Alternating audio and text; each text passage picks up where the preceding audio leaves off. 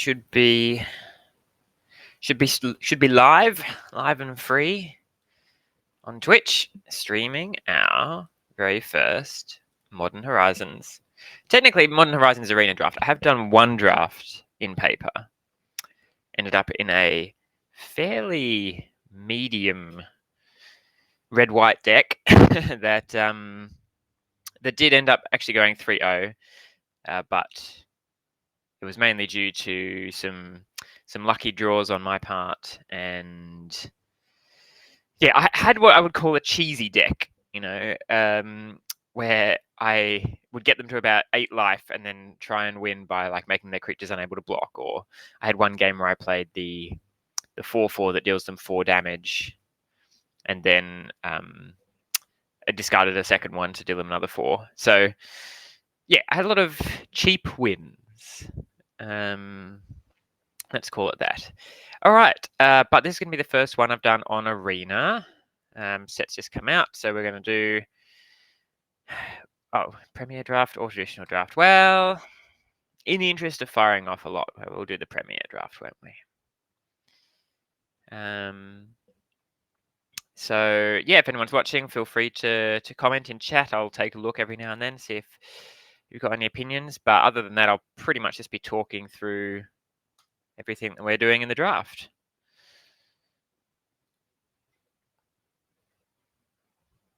My initial impressions of the set are that, I mean, is it impressions? My assumptions, I don't really have impressions yet, given that I've only played one draft.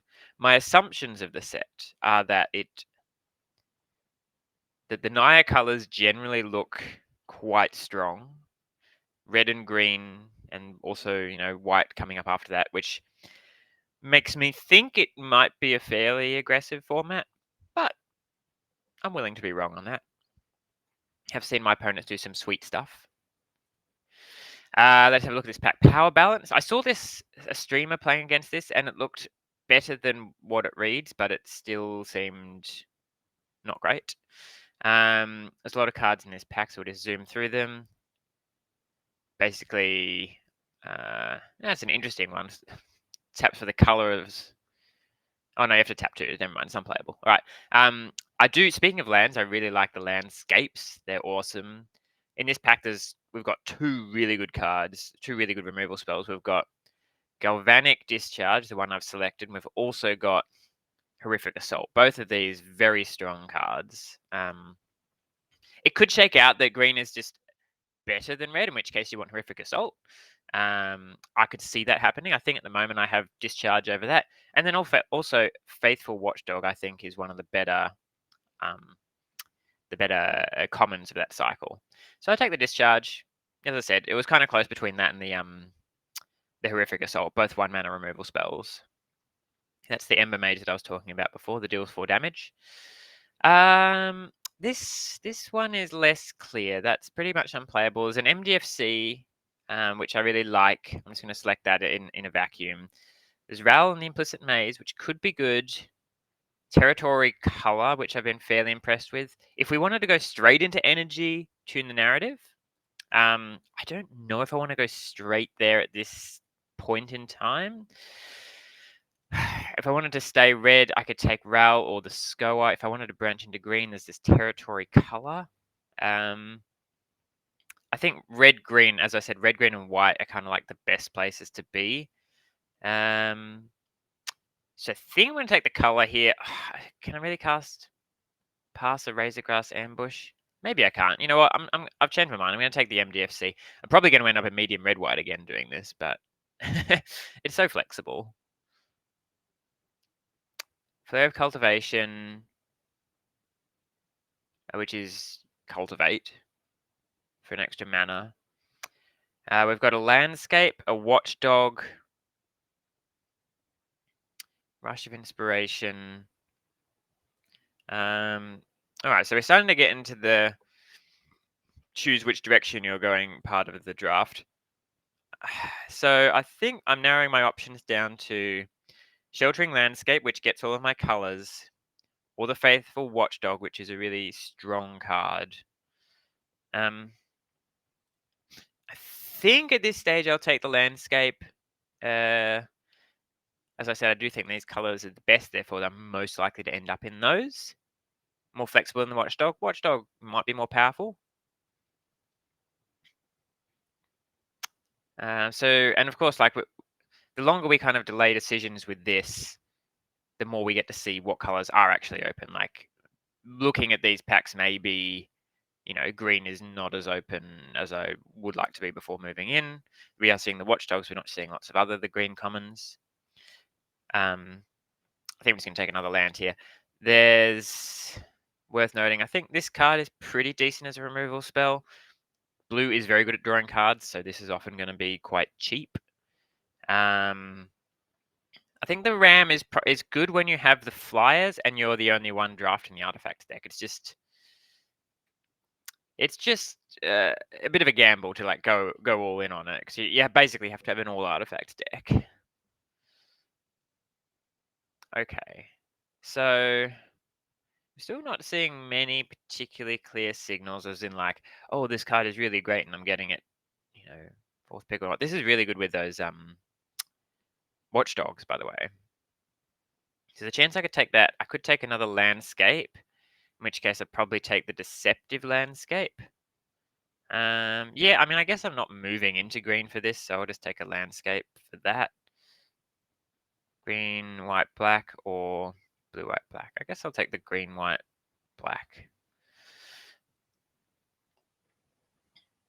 Okay, one of the better blue commons here. I think these lands are both basically unplayable. Really, so there's some strong cards here that are not black or red. There's the Serum Visionary, Wither and Bloom, which is a really good removal spell, and Evolution Witness, which is just like a pretty decent common. I guess given that, I think Wither and Bloom is the best. I don't have any fixing for blue currently, so I might take Wither and Bloom. That's debatable. I just think it's probably the best card in that pack. Pick 7, more landscapes. We could take Skoa here. Also got a Grave Dig, or I mean, I'm kind of getting to the point where all these landscapes are diminishing returns. I'm going to have to put some things in my deck. But with that said, I'm also staying pretty open by taking them. I just picked up a black. So maybe I'll take this to be the most flexible. Like, if I knew I was going to be red, I'd definitely take Skoa, but I don't know at this stage, so...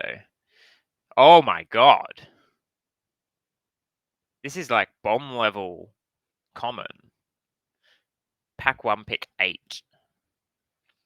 I mean, it's a good sign. Probably means that I'll get all the other ones too. Alright, so I'm pretty much red-green now. Or just like red splash this, honestly. I splashed this in my red-white deck that I was talking about before. Card is incredible. People didn't like the power balance. Fair enough. Do I want the land? The affinity thing sucks. So now is the time to move into Cranial Ram if you are doing the artifact stuff, which I'm not.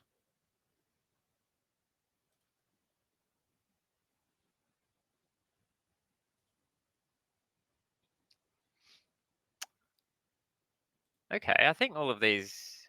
That card is pretty unplayable. I think Malevolent Rumble is quite good. This is good, and these two blue cards are all decent, so that's nice. Someone took the Skoa Ember Mage out of this pack. I'm guessing I'm solidifying myself well into red or green. It looks like someone took the Watchdogs, which is totally fair enough. They're a great card. That's almost unplayable. I have seen this card do work, and I do have the Writhing Chrysalis, so I'll take this one. I don't really rate the Ether Spike very highly. It seems... Also, I'm just never getting the mana to cast this. Or I could, but like the payoff isn't worth it. I think this card is pretty decent. Every time I've seen it cast, it seemed pretty decent. So we're pretty deep in red. Got that late bit of a green signal for the Writhing Chrysalis. Bit of a tongue twister there. So we opened Ulamog. Did they errata this card? I think when it was first printed, when it was first spoiled, it said when you cast this card, target opponent exiles half of their library. And now it says the top half. Because someone asked on Twitter if it was the top or the bottom half. Either way, I'm probably not taking it. This thing I probably am taking in the absence of anything else. You need to be a very specific deck to play Ulamog.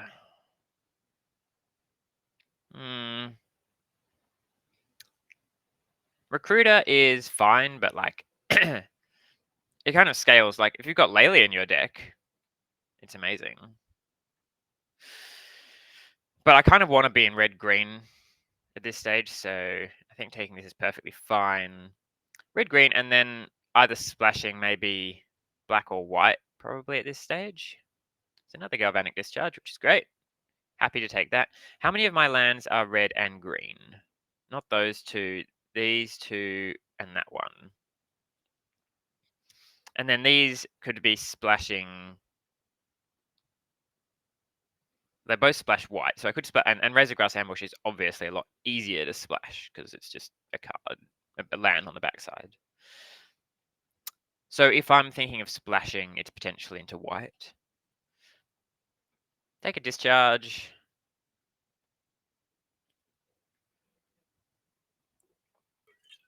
Card is just incredibly efficient removal. So now I've got a choice between a Dryad, more removal. Probably not that, although it is red-green. But people don't seem to be rating the lands that highly, so I don't think I need to take them that highly. Yeah, so it's kind of between Nightshade Dryad and the Fanged Flames. I've got 2 removal spells currently and a Glimpse. So normally I might be on Fanged Flames, but in this actual situation, I think the Dryad might be better. Ramping into Chrysalis is very decent. So let's give that a go. If I could just get some more Writhing Chrysalis, that would be pretty sweet. I think I'll just take this double face card here. I don't actually have any double face cards in my color currently, and I kind of want to end up with like 3 to 5. So this is not a great one, but totally still like a very solid card. The fact that this is very situationally good is quite handy on the land. And the Smelt Bug and the other thing are kind of whatever. Pyro Surfer's pretty decent. I do have a lot of lands. I have a couple of card draw spells. Yeah, actually the ramp goes quite nicely with these as well. I was saying, like, because I've got ramp and cheap removal, I'd be interested in splashing something like this. Just a big draw spell.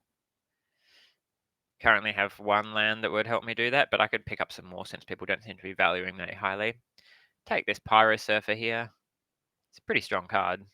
Battle Cry is also quite nice. There's another one. Battle Cry is also very nice with all of my little 0/1s. Make them a bit bigger. So I'm passing a Galvanic Discharge here, but I've already got 2. The Writhing Chrysalis is just like it. I think if we look at this card for a second, it's like what its baseline is. Its baseline is essentially a 2-mana 4/5 with reach that has sort of more upside than that. But and you can only cast it on turn 4. But a 2-mana 4/5 with reach is like nuts. So the land's not completely on color. This card is quite strong, but I don't really have any synergies with it. This card has been surprisingly good, but again, don't have many synergies with it. This creates 1/1s or the Dread. You know what? I'm in green. I'll just take this Dread Mask. The other cards are fine, but not necessarily splashable.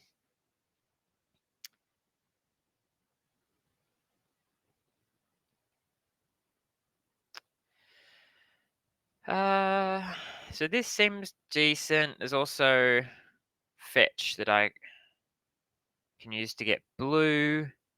So it's basically, do I want a Void Pouncer as a pretty playable 2-drop or a land? I've got so many. Well, I'm only currently 2 colors at the moment, so I think I'll take the Void Pouncer because the lands are going around for free. This or the Rumble? Again, maybe I want the Rumble? Not great with these. Yeah. Yeah. It's fine. I'll just take another land. The land's basically always going to make my deck up to a certain point. I was kind of interested in the Rumble because it's another way to ramp into Chrysalis on turn 3.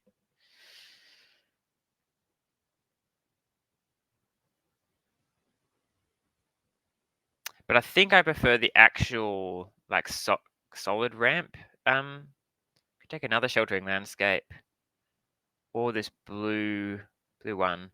The lands are going so freely. Maybe now I take the Unfathomable Truths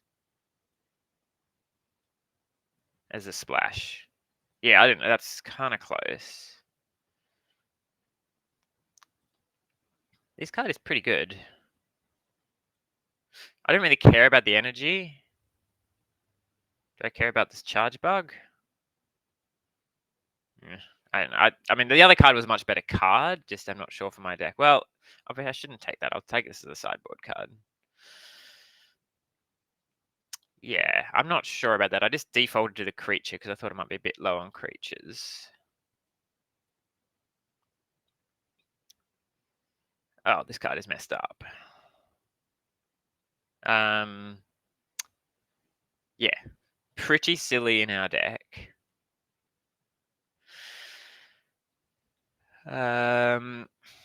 Which is good because, I mean, otherwise I'm taking one of these removal spells, which would also be fine. So I'm going to have to start looking at what I'm missing. So I've got 1 to 2 MDFCs. I'm not playing this Wither and Bloom. Means I'm probably not playing this Deceptive Landscape. One way to fetch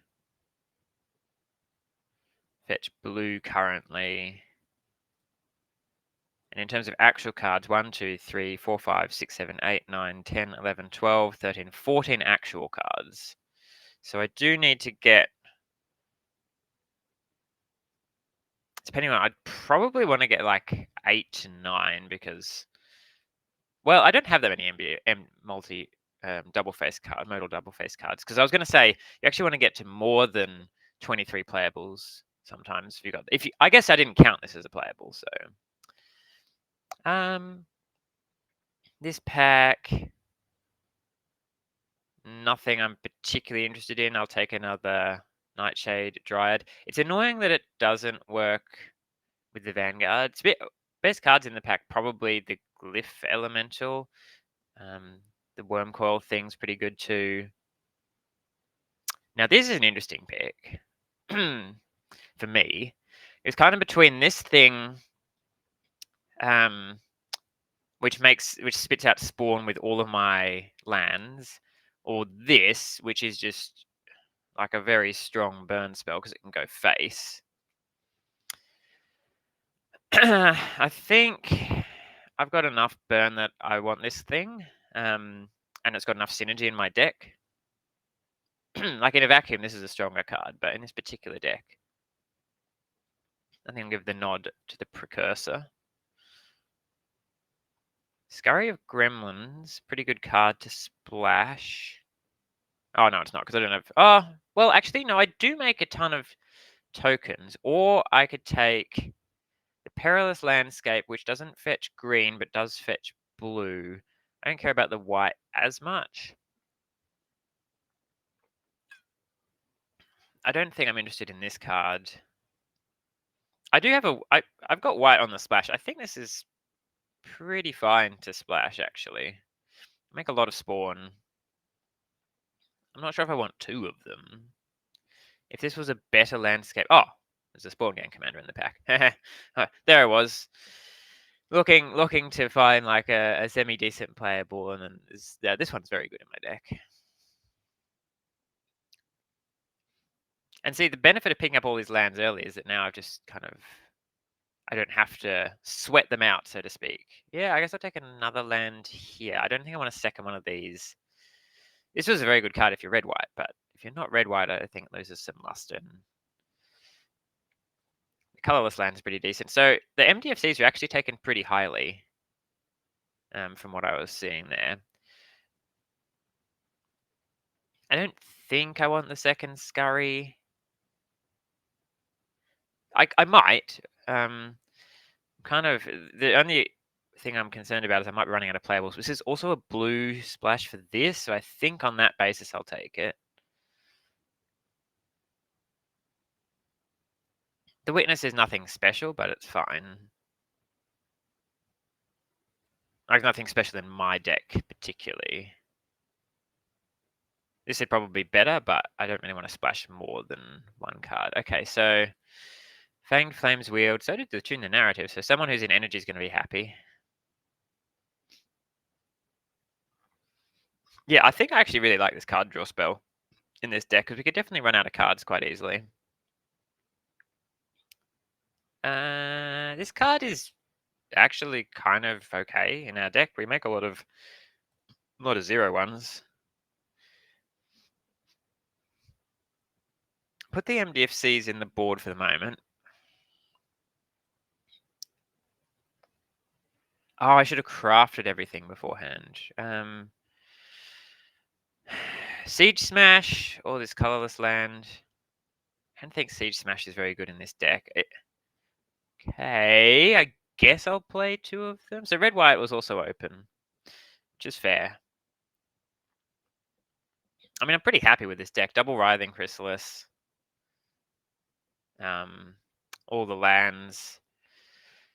I kind of would have liked some more double face cards. So I don't know. I've got 23 with this. Because I can play this as a double face card / a land. Most of the time a land, but occasionally maybe that. And this is the same thing.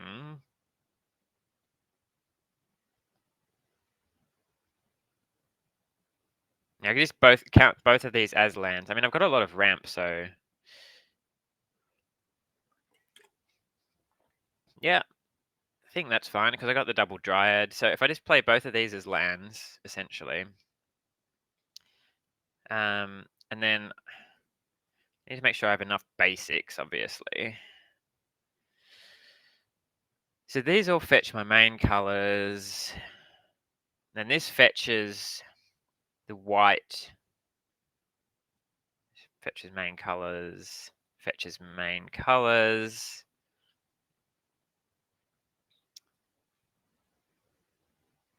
So then both of these fetch the splash and the other color.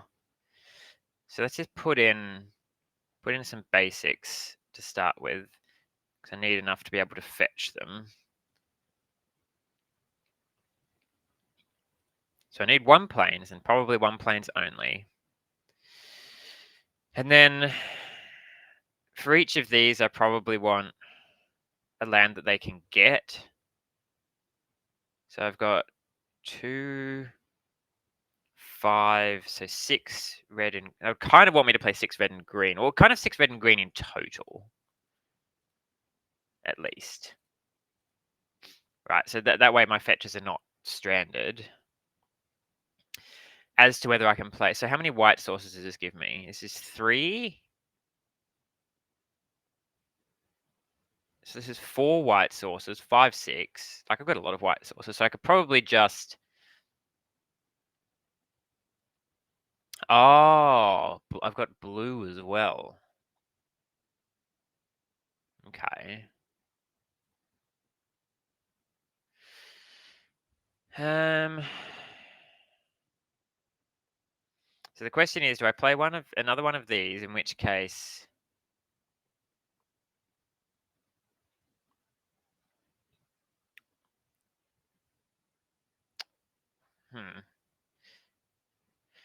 Now I'm thinking, do I need to splash the truths? Pretty good if I can get away with it.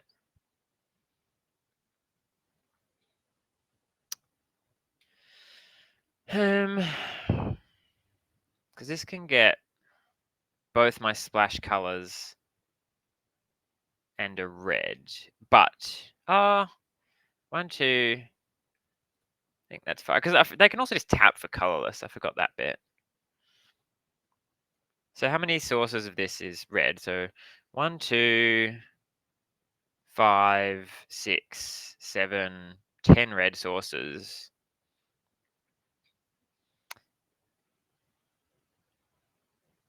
6, 9 green sources. It's a lot of sources. So I kind of overdrafted lands by 2 looking at this, but pretty good. Well, I have to add 3, 6, 7, 8 basics, so I'm playing a lot of my draft picks.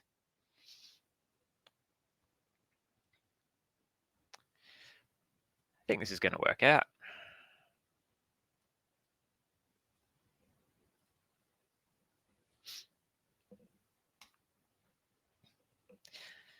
Yeah, I'm pretty sure this is going to be my deck that I'm just going to play it for the first couple of days of the format. Unless it's not good, but I think it is good. Writhing Chrysalis .deck. That's totally fair. I guess we'll see how things shake out. You know, whether or not the energy deck is actually really busted. I just can't see Writhing Chrysalis being bad. We got to pick 8. Pack 1, pick 8. You gotta enjoy these days of the early format where you're getting them that late.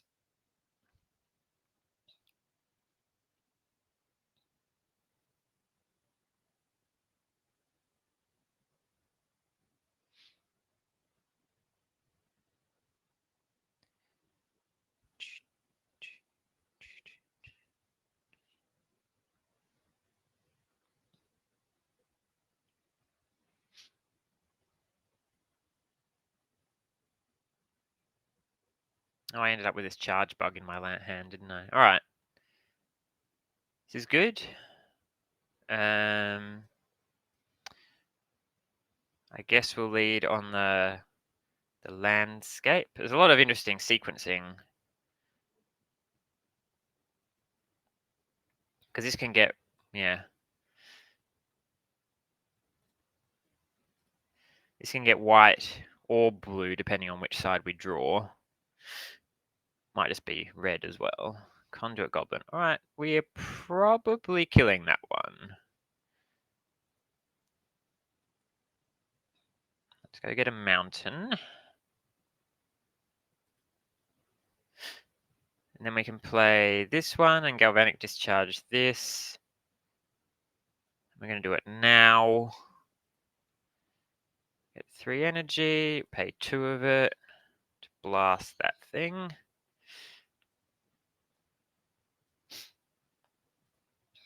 So I don't think I'm cracking this because I have the Pyro Surfer.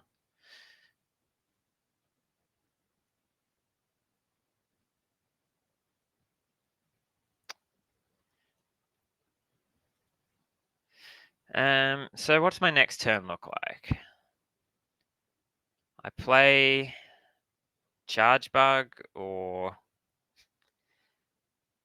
Well, there's a chance I actually want double red. It's a bit awkward. Yeah, because then I can Galvanic Discharge. So, crack this for another red. Then play Charge Bug, and then play the Pyro Surf the turn after. I think having the extra red might actually be worth it. I've got a lot of sources in my deck.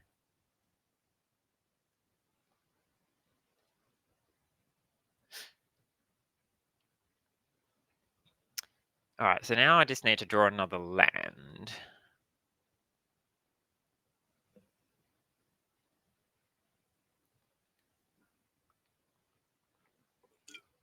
And all my problems go away. Amped Raptor. Okay. What did they hit? Skoa Ember Mage. Okay. Doesn't do anything. Got no blocks here. So the Rel can clean up the Raptor, so I don't think I'm that worried about it. Perfect, okay. So now I can just play the Writhing Chrysalis. Am I attacking with the 1-3? 1 damage versus... Yeah, I don't think I'm attacking with it.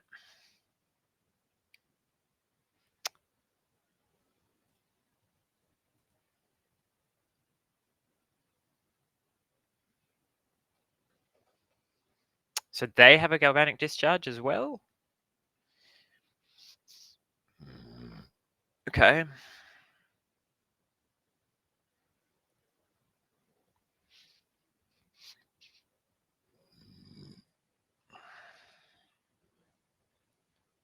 So next turn I get to do Ral in the Implicit Maze by sacking a spawn, unless my spawn will die. Oh, goodbye Charge Bug.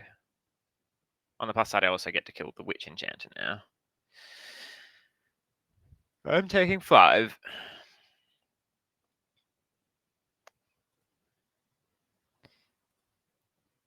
Fanged Flames. Okay. So, do I want to keep a spawn around? What's the second mode? You may discard a card, exile the top 2 cards. To keep up Galvanic Discharge to kill the Rhino? Probably.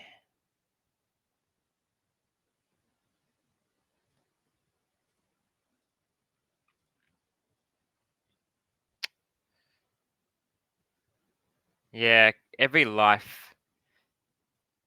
damage that I take is just getting... Like, red-white just likes to get you to a certain life total, and then you're dead.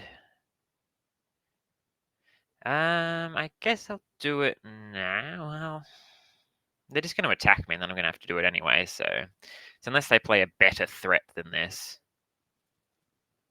1, 2, 3.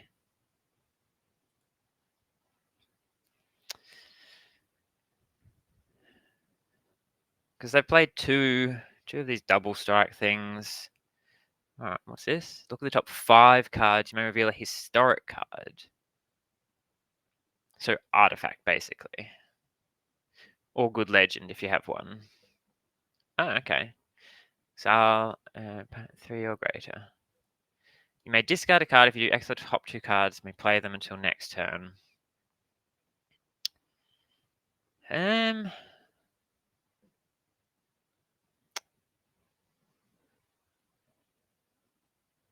So maybe it's the unfathomable truth. I don't know. Like, it'll be quite good here. But so is Colossal Dreadmask to a certain extent, because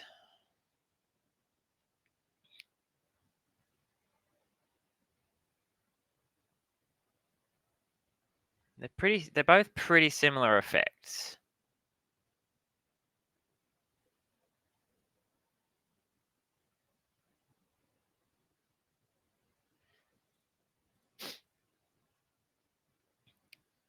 Okay. Oh, okay. That's my sequencing. I guess having Battle Cry doesn't really matter that much. But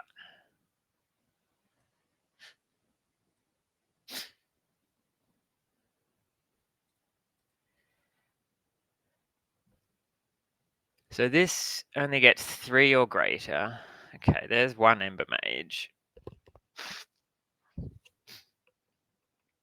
Now I get a Spellgorger Weird token. I get to Fanged Flames this. Exile it. Play a Dryad.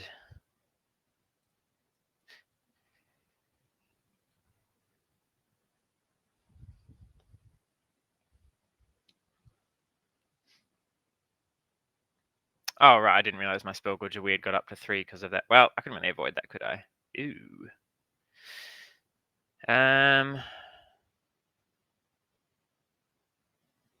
6/6 trample or a 5/5 that can attack, or a 6/6 that can attack next turn. Probably the 6/6 because I get to attack for 3 this turn.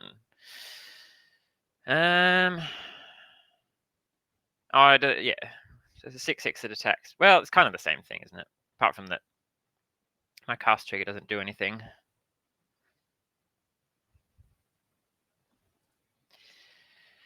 Doot, doot, doot, doot.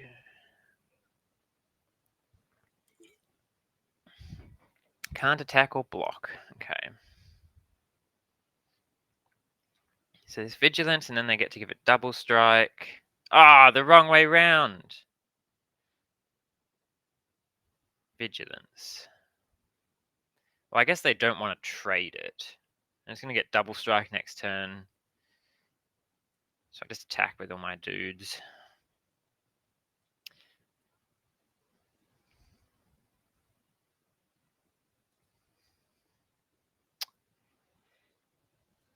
Sure. This can sacrifice. Oh, maybe I should have kept the Dryad up because then yeah. That would have been better because then I don't go down spawn. Because I think I do definitely want to block this. And then I may as well sacrifice it. And this one to kill it off.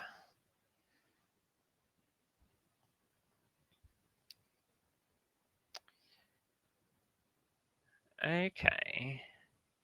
Well, that's pretty bad on a board with only 2 things. Oh, right. So now I get the landfall triggers from this.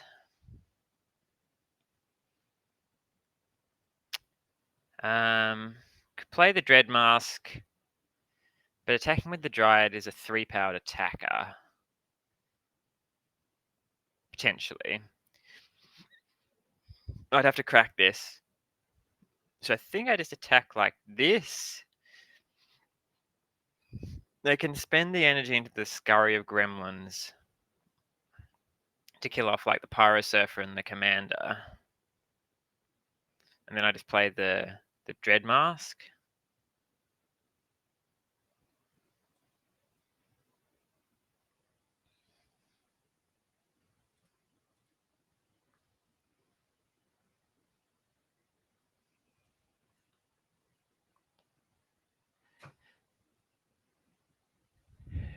Yeah.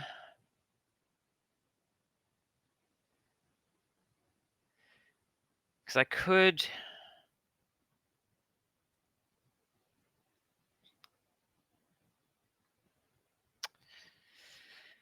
I could also save the Commander, because the Spawn is not doing much when the Commander's not around.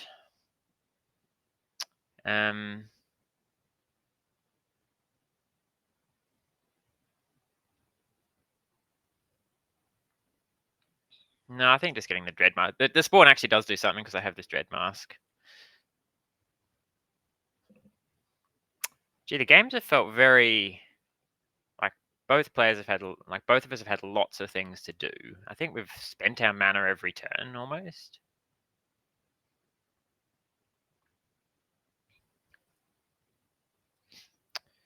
Doot, doot. Okay, first win. We got there.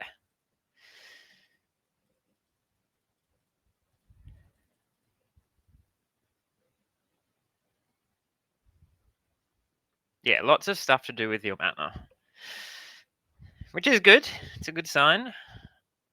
Certainly the red-white deck I had, which had 5 double face cards, also had plenty of stuff to do. Whether it's playing a spell or playing a land, lots of choices, lots of things. Ral and the Implicit Maze was actually really good. It killed 2 of their creatures, took a shield counter off 1, then it drew me 2 cards, then it made a 3/3. So it's kind of like, 2, 3, 4. It was almost a 5 for 1.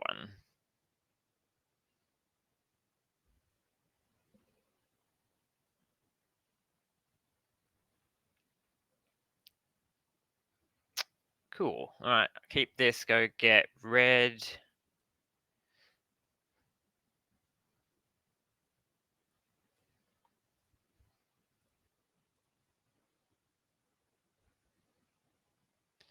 Just all of the lands.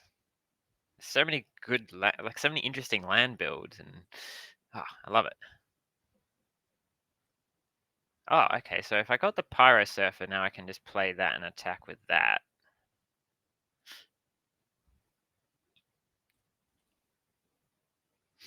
Do need to draw basically one more land, right? Oh, okay, it's an even better than one more land. So I could just make 3 spawn here.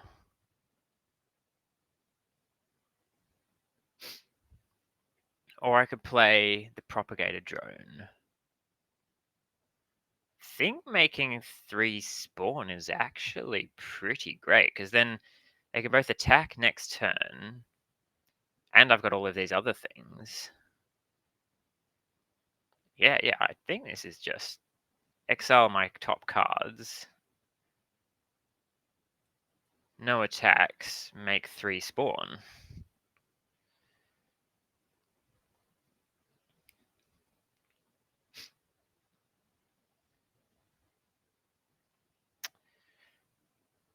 So I could slow roll it, like I could cast Titan's Vanguard immediately, but given that they're just passing, I don't think we want to do that. I think instead we go Propagated Drone. Because what does this do? It's cast colorless spells. So this will evolve all of my tokens. Okay, see if this resolves.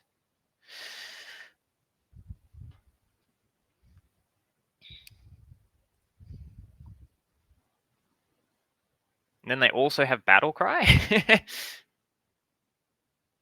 Okay.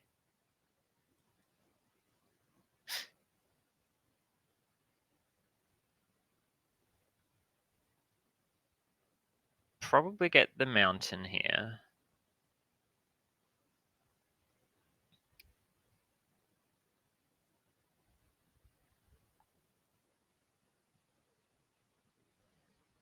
What did I exile by the... Oh, that is going to my graveyard. Kozilek's Command. Target player creates... And then exile target creates mana by XLS.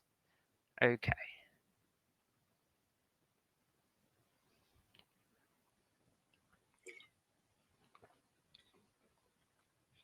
So do I have other ways to search out the white? It's really... Got one... And I've got the green spells. Yeah, I think getting the second red is going to be slightly better here.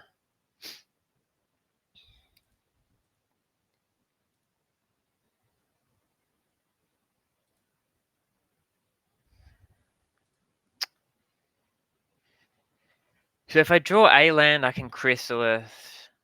If I draw not a land, that'll be interesting.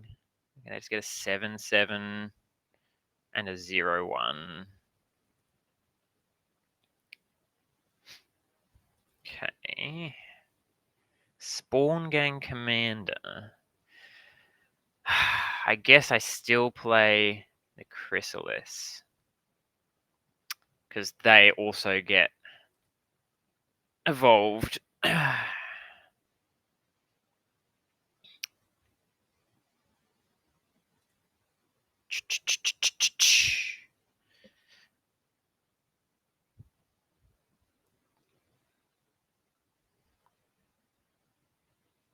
We're just going to go really wide here.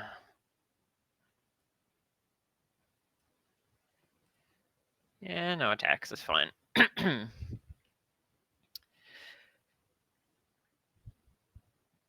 Yeah, right. Sure.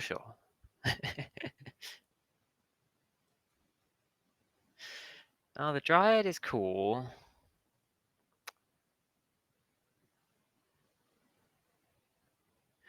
I think now this Raoul is going to be good. I just want mana, so I'm just going to play this and pass. And we're basically going to get into a board stall, but my board is going to get wider than theirs, I think. They might be able to start drawing a couple of cards and stuff, but eventually, if I just cast all the cards in my hand, it should be sweet. Okay, well that's pretty nice. Pretty nice hit.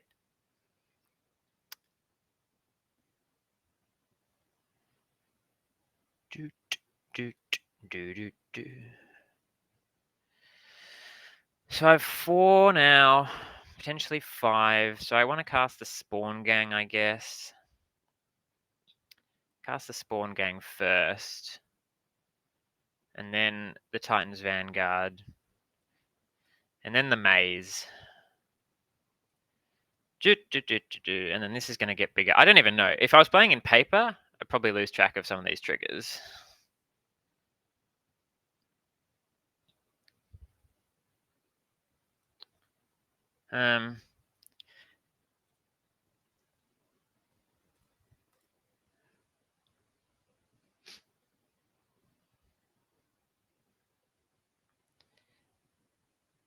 Sure. I mean, at some point, I'm going to want to kill this thing.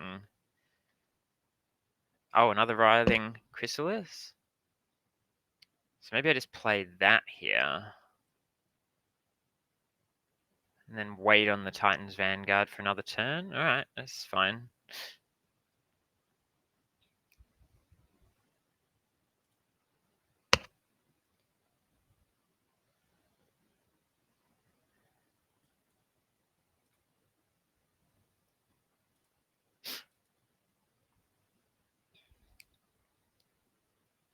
Sure.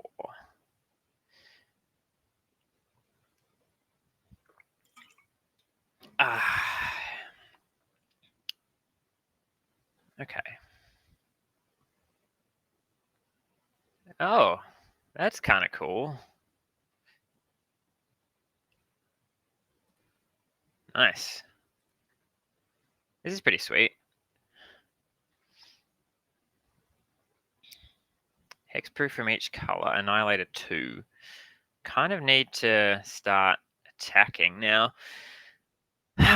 So if I play Vanguard,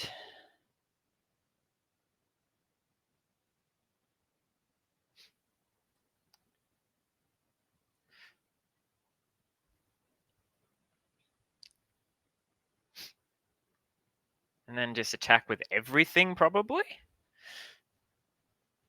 Attack with everything. Oh, well. Okay. We didn't even have to figure it out. What was our board like at the end of that? So these were all evolved. So these are all 4/5s. 8 copies of that.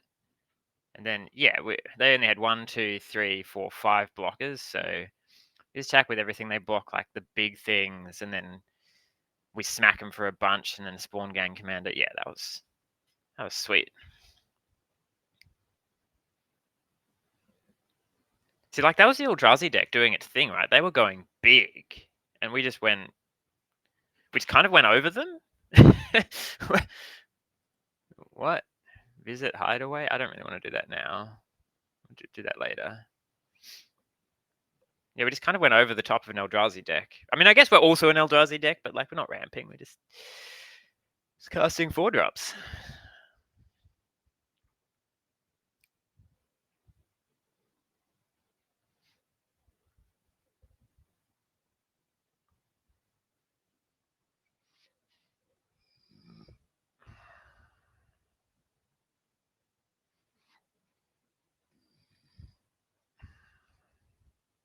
Oh, I should post the list to Stream Decker so people can actually see my deck as I'm streaming. I'll do that. Remind me to do that after this game. It's been 2 quite interesting games that we've had. Ugh, this is like all my worst cards. Oh, it's all my worst cards, but I have mana. Arrgh.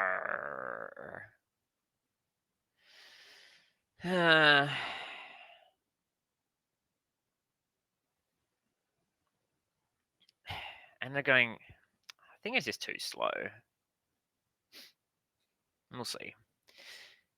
Keep the 6, and then put back, I think, the Disciple, because I don't need green. And then depending on what we draw, because I might want to use this as a removal spell potentially.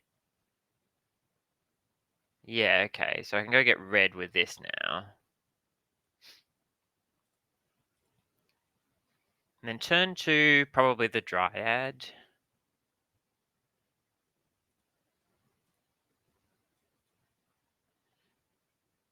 And then it's likely to die to the Galvanic thing, but none of the other stuff gives me value.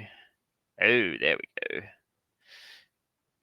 Yeah, so I'm definitely casting Dryad. On the off chance it doesn't die, then I get to play Chrysalis next turn.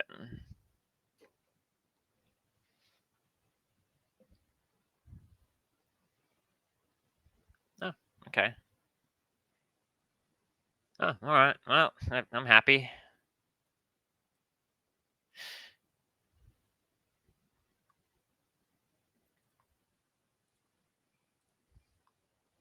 Card is so silly, because now I get to either Propagated Drone or Spawn Gang Commander. Alright. So they're ramping.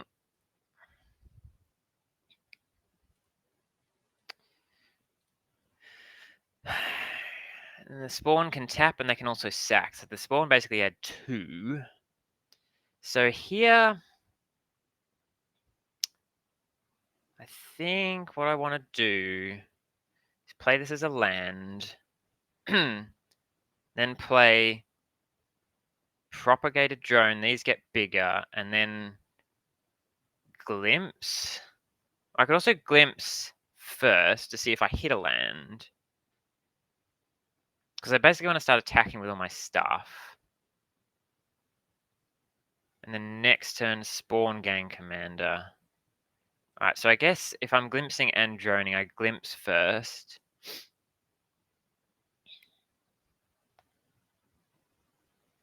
Scurry of Gremlins, a land.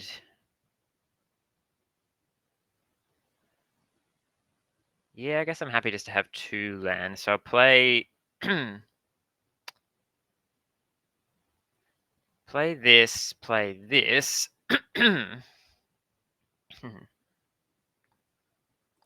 Evolve these, and then hope again I can just kind of go wide enough to get round everything.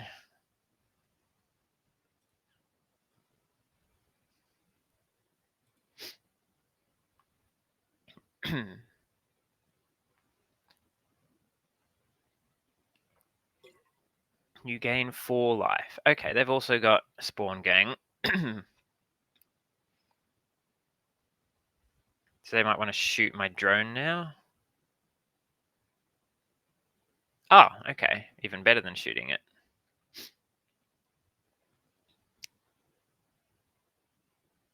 Oh, okay, well, I guess I'm not killing the Spawn Gang Commander. We're just trying to go wider than it. So the Void Pouncer will enter with 2... Because I could play my own Spawn Gang, but given that I can't kill their creatures and now I don't have the Evolve, it's not as good. Whereas instead, if I do Landscape and then do this kicked, attacks as a 5/3, so that's kind of hard for them to kill.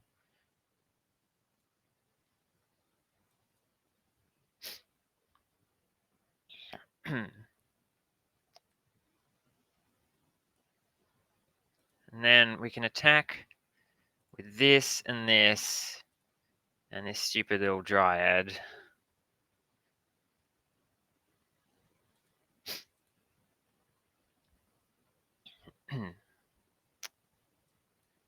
Okay.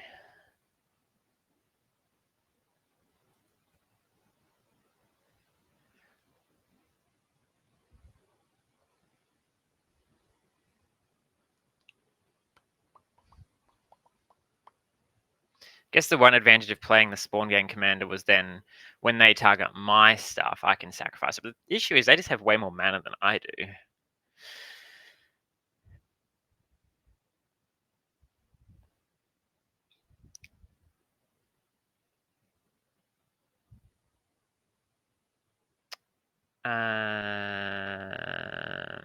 Oh, they can steal my Chrysalis. That's cool.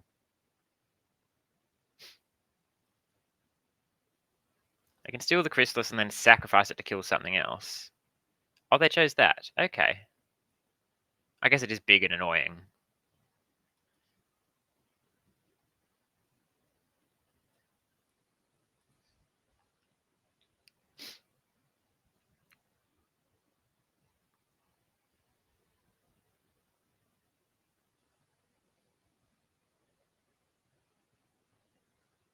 They target the Dryad? Alright, fair.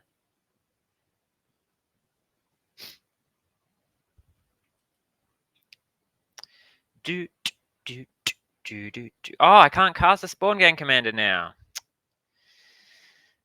That's a rookie mistake. Well, it's not a rookie mistake. There's a lot of stuff going on in this format.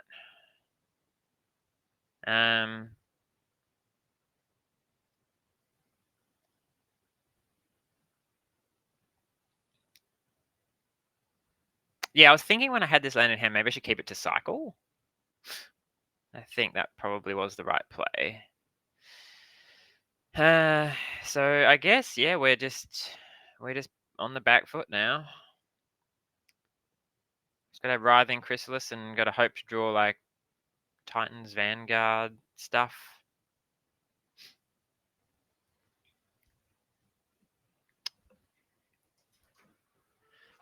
We've run into the other Eldrazi deck. The other red-green deck, see?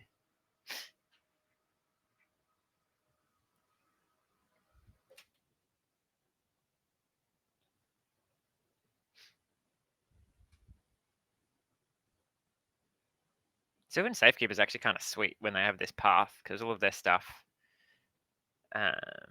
okay. Make an 11/11 trample? I think we've got to try and kill them this turn, so... No blocks. Oh, wait. Do I just die? I think I might just die. Oh, no, they can't. I don't think they get enough mana. Because, like, they could deal me just 4 by sacking stuff for the Siege Gang, the Spawn Gang command, but I don't think they have enough. So they have to sack 2 and then 1, and then 2 and then 1. So, yeah, I think they're 1 spawn off there. Meanwhile, I will go get myself red.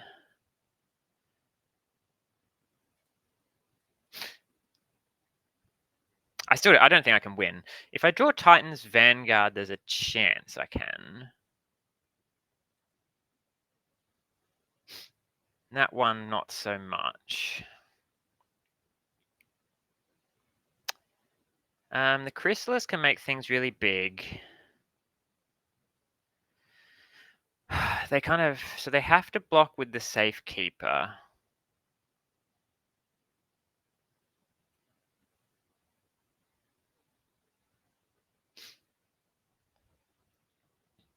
But they can just sack all their lands to it, unfortunately.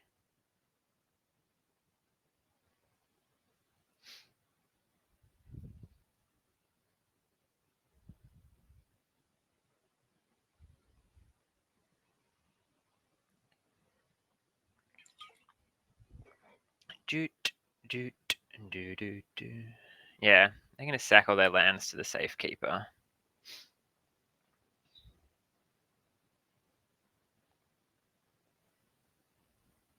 Because otherwise, I'd be able to grow the Chrysalis large enough, I think, to kill them. I might not even actually get there.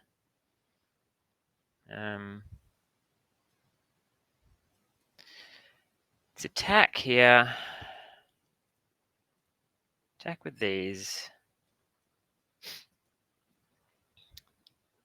There's a chance they don't block the same.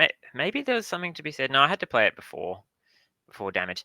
Oh, with this set, I can actually kill the Spawn Gang Commander now. Oh, that's okay then. They're gonna have to sack a land to save the Spawn Gang Commander.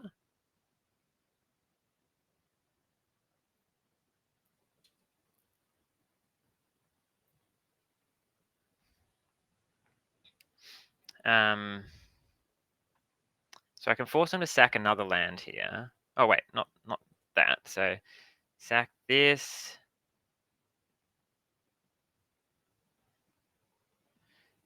and 1. How much can I face them for?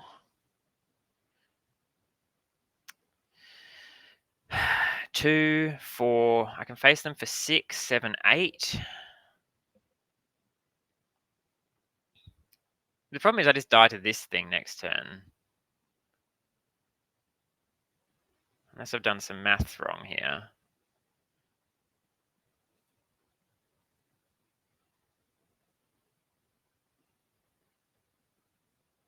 Yeah, I think, unfortunately, I just die.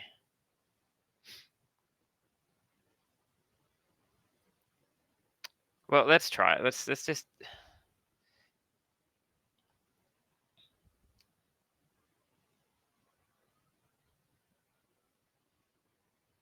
Alright, that's fine. Yeah, I think I'm just unfortunately a few points short. So I can then pay these two, sack this one.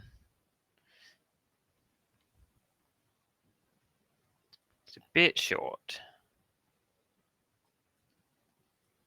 What life am I on? 4? I can't actually play the land.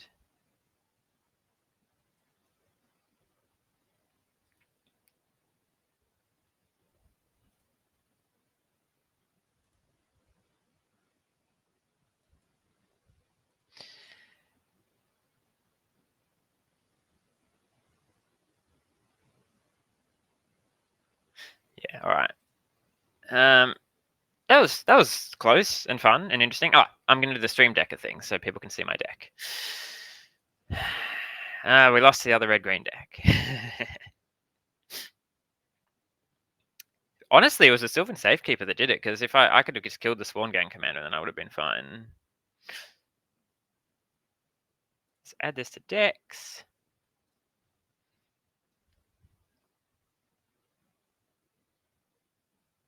And we'll export, and then we'll go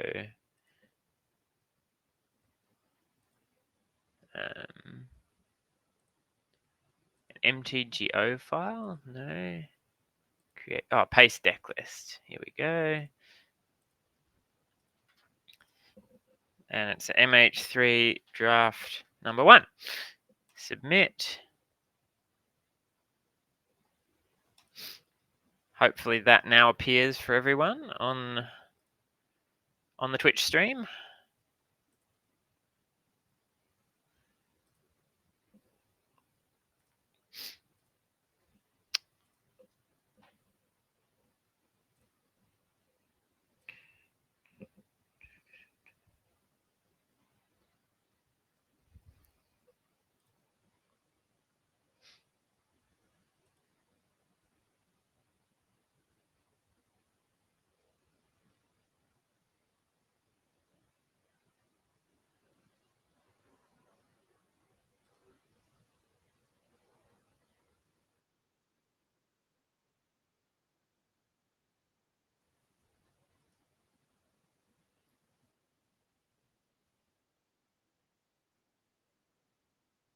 All right, what's our hand? Titans Vanguard. Sweet. Been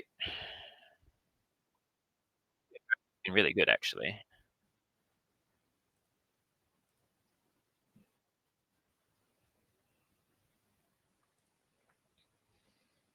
So we're just going to fetch a red.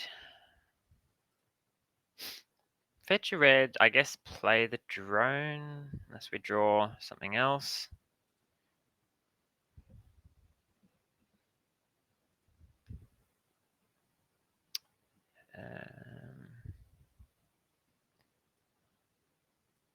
Play the drone just as a 2/2, or I could play this as a 3/1. Nah, just the drone.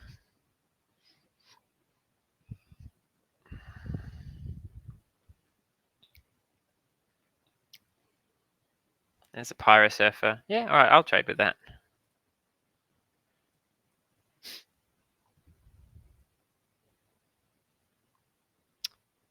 So I want to go get white or get blue? I'll probably play this and get white with it.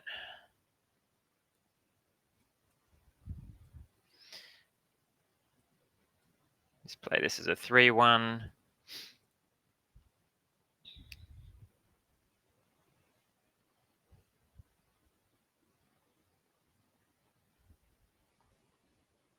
That's a good card.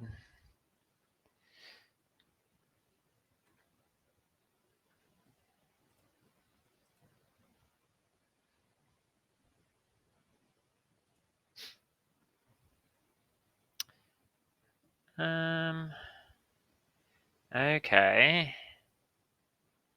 So I could play this and get blue with it. And I guess I'm not blocking, so I'm attacking.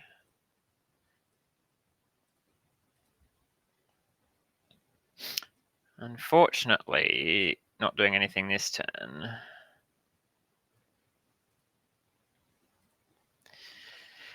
Seems somewhat unlucky to draw that many lands, but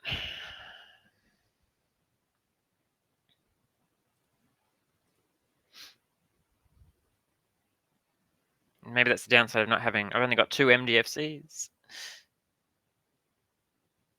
this do anything else apart from growing bigger? No. It's an enchantment creature. Ah, okay. It's a good one.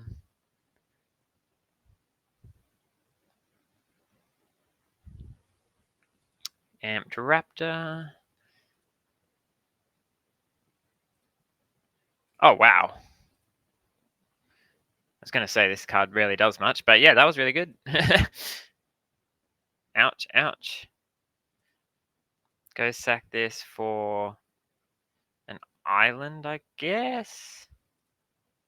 And the downside is if I draw the red thing, the spawn gang. Oh, I also got Ral and the Implicit Maze. So I've actually got 2 things that cost red, and only 1 that costs blue. So you know what? I'm going to go get the red. See, that's what I wanted to draw last turn. I guess that's pretty bad at this spot, so I can play land, play Titan's Vanguard. Still pretty behind here. Do I attack for 4? No, because it's got first strike, so no attacks. And if my Titan's Vanguard dies, I kind of lose.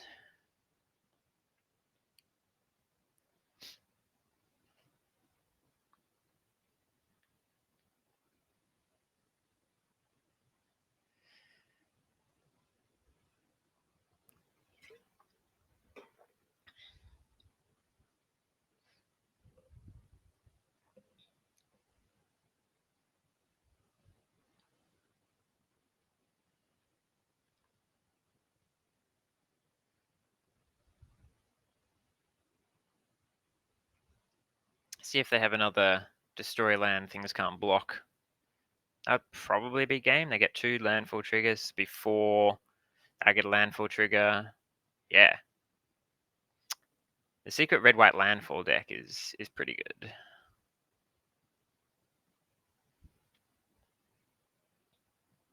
That's also a very good card.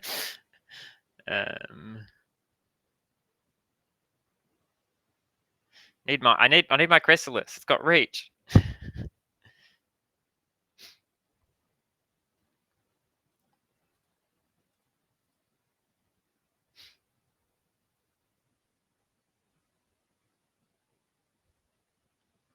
Take 7. Oh, if I play the Scurry, it's not that good. If I play the Dread Mask, it's kind of chumping. If I play the Scurry, it's kind of chumping too, but I get to attack with this, which is better, and then I can give this. No, I can't give it haste because I only get 3 energy. I guess I can just re-equip this to something else. I'm also probably getting blue with.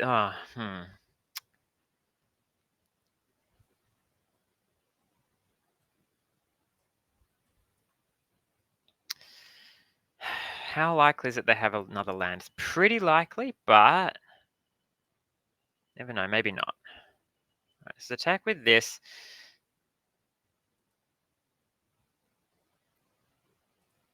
A couple of draws in my deck that would be really good.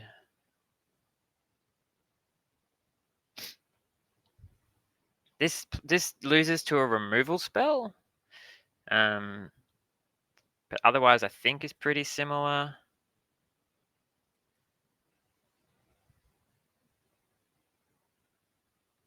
Oh, okay. That also works. The 4 to the face. Yeah, I really like red-white as well. I think it's really good. And to be fair, I didn't draw my Writhing Chrysalis there, so I think that would have changed things.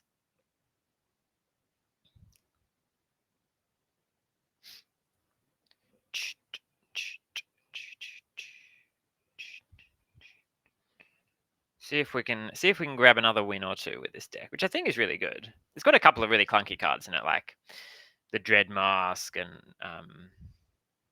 like the Evolution Witness and stuff.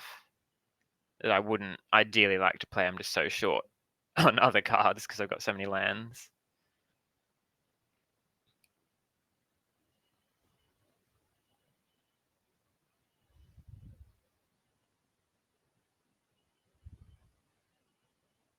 We haven't really got to go off with the Scurry of Gremlins yet. We have a lot of cards in our deck that make a lot of creatures. The Glimpses make 3 if we want. The Chrysalis makes 3. Spawn Gank makes 4. Oh, and like Smelter Charge Bug, like that's a total filler card in this deck too. Alright, we're definitely keeping. This is how we sequence our lands. I'm gonna go get red. I need red and green. Both of these get red and green. This will go get... Oh, I've got green in hand actually, so this will just go get red.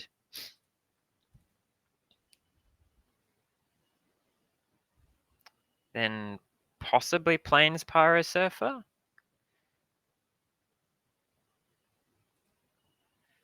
Okay, wow, alright. Wanted their black source. Okay. Plains Pyro Surfer. The only downside is if I draw a green... Well, no, I can still cast a green spell next turn.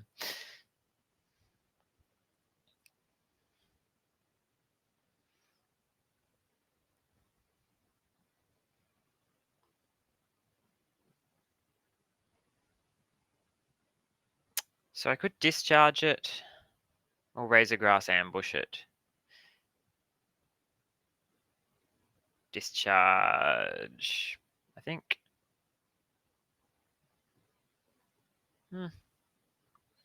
Ambush is my mana nicer.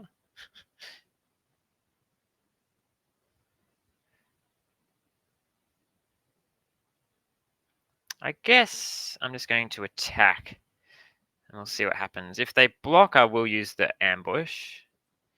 And if they don't, I think I'll just keep up both of them. So I'm going to go get green with this one.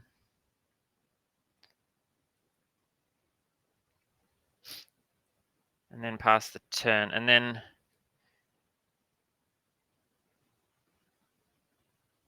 Because I don't think there's much hexproof. And then I've got both ambush and... Because I want to use the ambush on it, basically.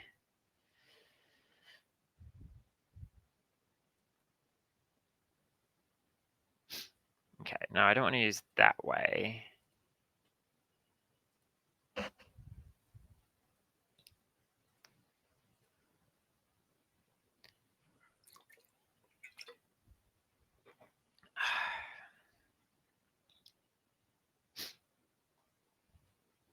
Oh, okay, different Slith. And a Transmogrant. It's combat damage to a player, put a +1/+1 counter on it. It's got Menace. They're very unlikely to want to block, but I may want to use my mana next turn. So I think I'm just going to do this. Pay 1 energy to shoot that down. Yeah, right. So I do want to use my mana. So I do this, and then next turn we Titan's Vanguard. Probably... Yeah, let's see what we hit. So I think I make 2 dudes. Sad that those go.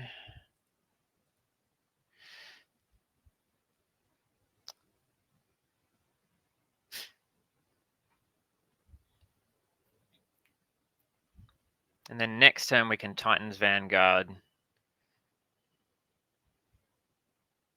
Okay.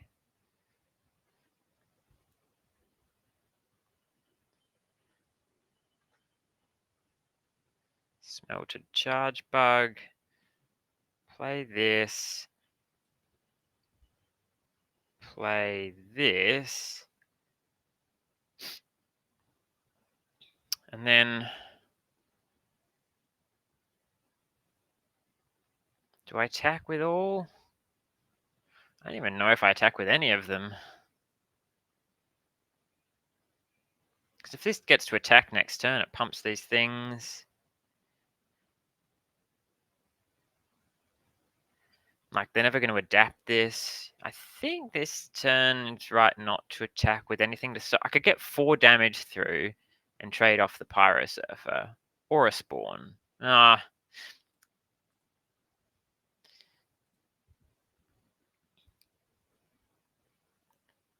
Okay.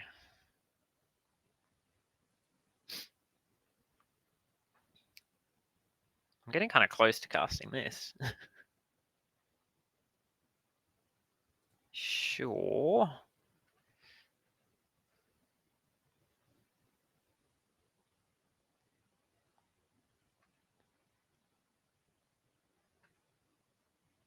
My attack next turn is huge. So I got 2 fetches if I want to give it Battle Cry twice, 3 fetches. Each colorless creature. This is not colorless, it's an artifact, okay. So crack this for red.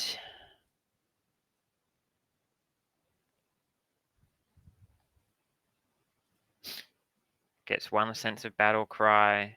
Do I play this or do I cycle it? Probably cycle it. Oh, and I've also got this. Maybe I should have got the green, yeah.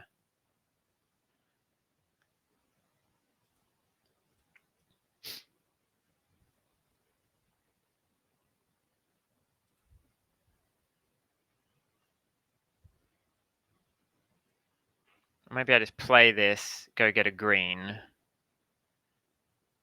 2, 3, 4, 5.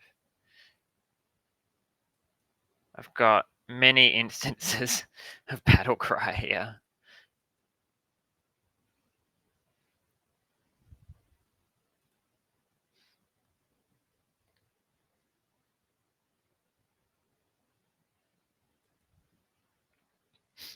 So if they're going to kill something, they kind of have to kill the Pyro Surfer now. Yeah, fair enough. It has four instances of Battle Cry on it. but then I just smack them for like, what's this?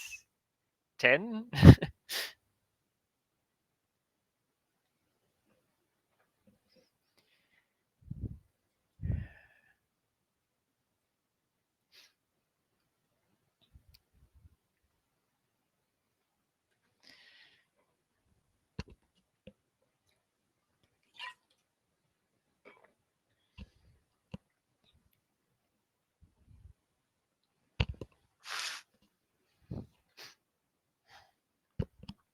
Okay. Alright, well, we'll probably cycle that one. So now I'll just attack, give this menace. Bob's your uncle. Unless my Titan's Vanguard doesn't survive. Fair enough. At least they get nothing out of it. No life. Do I still win here? Because I attack, I give this I give that menace. And I can sack the one that. Oh no, they have to double block with the. Oh, this is menace. Yes, they have to double block with the Dream Drinker Vampire on like the Smelted Charge Bug. But I'm going to sack this now. So yeah, they have to double block the Smelted Charge Bug because that's the one I can't sacrifice. In which case they gain 4 and they take 5, so I win. I don't think there's a way they can do it. Because this way they take 3 and they gain 3, but if I just sacrifice this thing and they don't have a response. Yeah, right.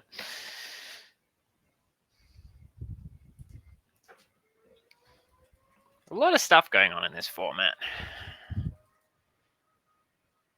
Starting with the land, starting with whether you cycle or play or crack your lands. It's like 3 decisions on your lands. All right, we made it to 3 wins. Hooray!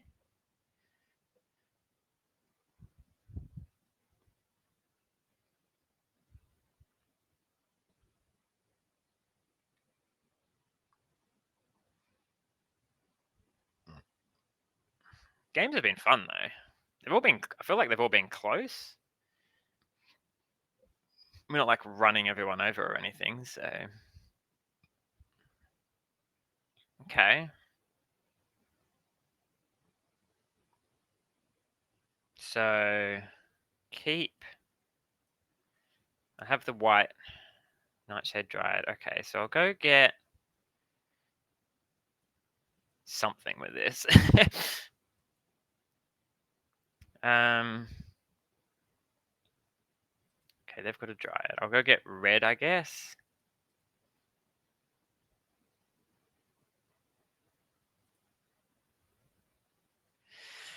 Picked up the razor grass ambush. Playing the nightshade dryad. Playing chrysalis next turn, hopefully.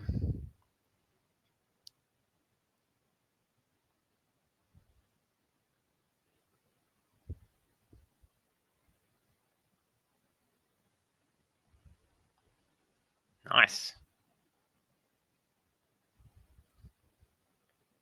And my death touch would normally be quite good, but I want to play a 4-drop this turn. I've got 2 writhing chrysalis. How can this go wrong? I just take 6 a bunch of times.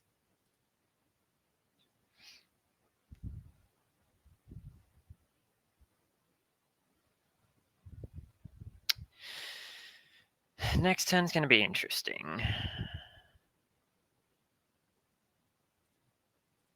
It's going to be some really interesting turns because the clock is quite quick. Nice.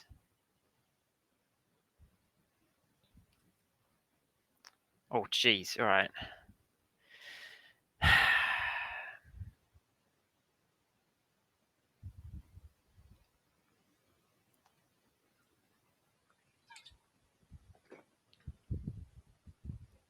I want to get as many things down as possible and then also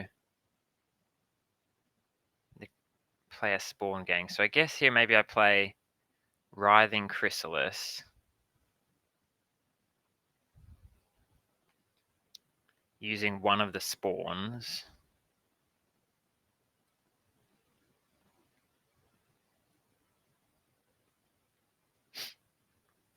Make 2 more spawns.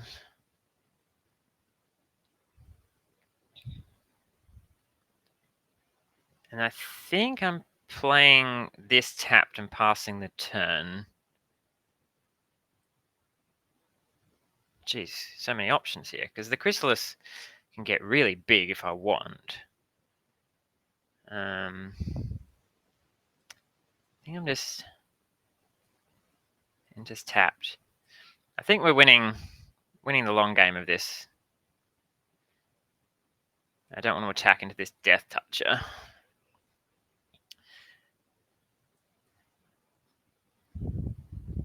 Oh, I thought it was a different one. The Devoid things look pretty similar. Okay. Yeah, I thought it was the one that I have, the Devolve stuff.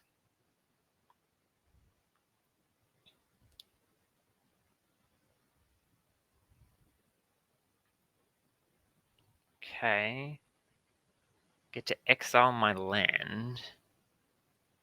Find a land of your own. It's a bit annoying.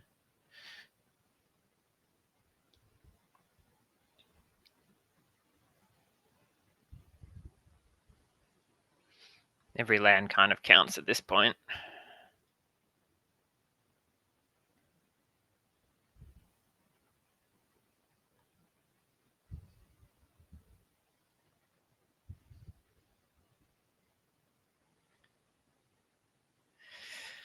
There's a land.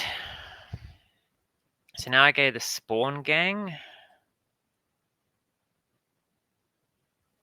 1, 2, 3, 4, 5.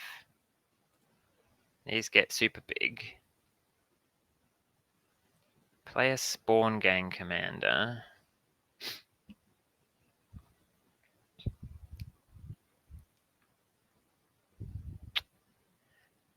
So they've got 3, 4, 5, 6, 7, 8 next turn. I don't think I need to worry too much about stuff. I could probably attack with a writhing chrysalis, right? Because I can threaten to both grow it and chuck things everywhere.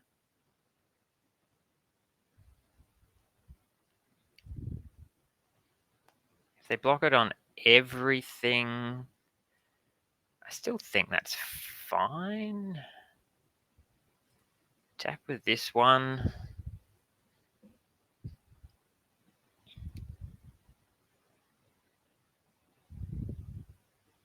It's a nightmare for them to work out how to block.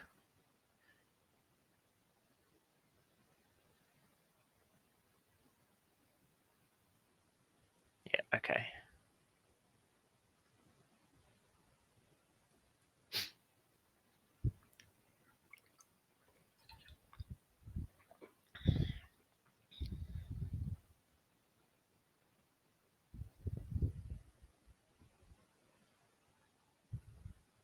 Tap up to 2 target permanents, put a stun counter on each of them. Okay. So we'll add colorless here.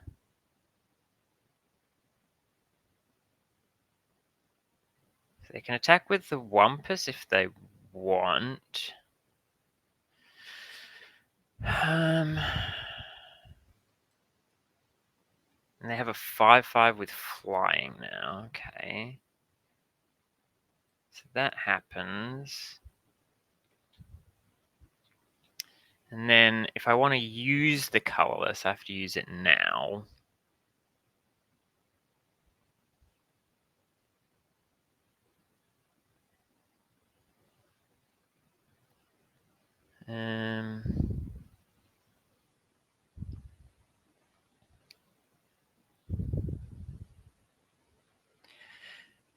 Do I just go face? The Scurry of Gremlins is going to be really good, right? Oh, but I can't. Oh, I can cast the Scurry if I do that. Okay. Let's pass to combat. I won't use the mana. So I think I probably just take 12 and then try and win with Scurry here. Ah, but if I take 12, then I can't play the untapped thing. So I need to take 9.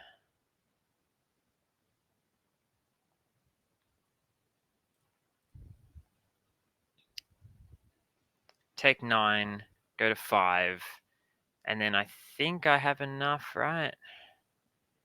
So I play this untapped. I play Scurry. I maybe play Void Pouncer as well.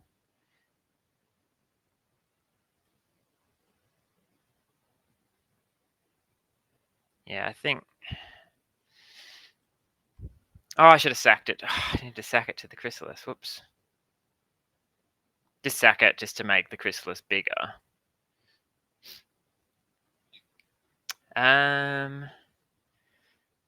So I need to play this untapped. Go to 2.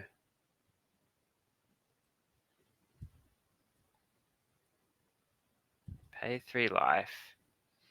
Go 1, 2, 3, 4.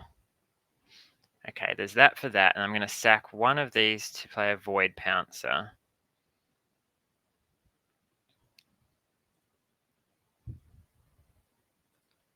Put some stuff on there. If I'm off by 1 damage, that would be That'd be annoying.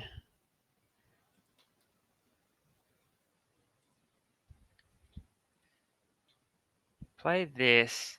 Play Scurry. 1, 2, 3, 4. 1, 2, 3, 4. Activate the Scurry ability. And then attack with everything. I think that's probably enough. I haven't done the math. It's not done until sorcery.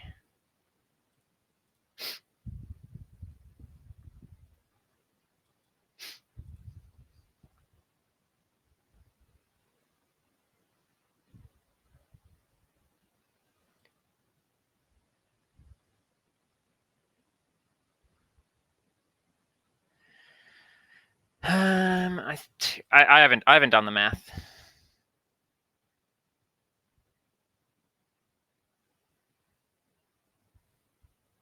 Math is for blockers, right?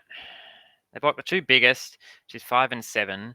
They take 2, 4, 6.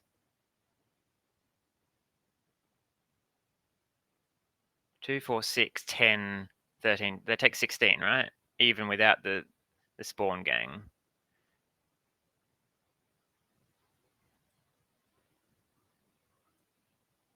And then I can sack stuff to the spawn gang afterwards to do more damage. So I could have sacked. So I only had another 2 damage there, so it was actually kind of close.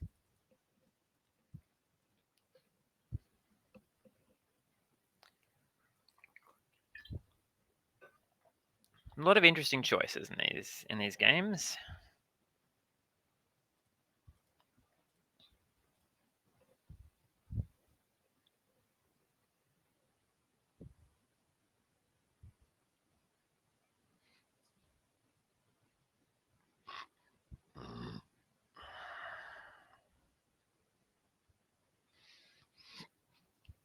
I wonder.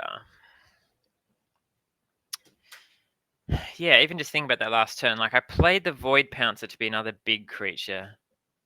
And even that in itself is interesting because like having more small creatures is better against like 2 blockers, right? Like you'd prefer to have 6 small creatures than 4 small creatures and 2 big creatures because they just block the 2 big creatures.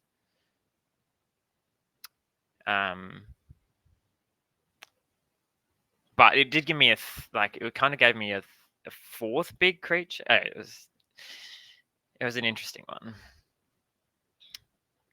Cool. All right, I can keep this. Go get a red, probably.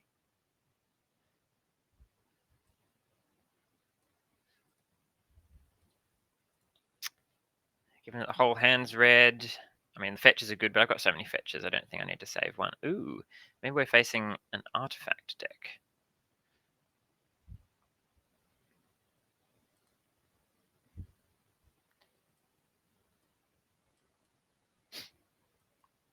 So, can block only creatures with flying.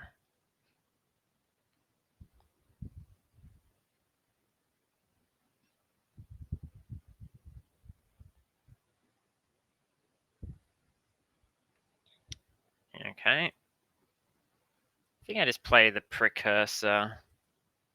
Just get damage on the beats on board.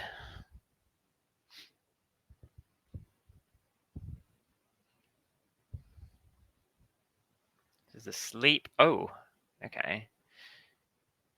So the thing is, Rattling the Implicit Maze kills their board.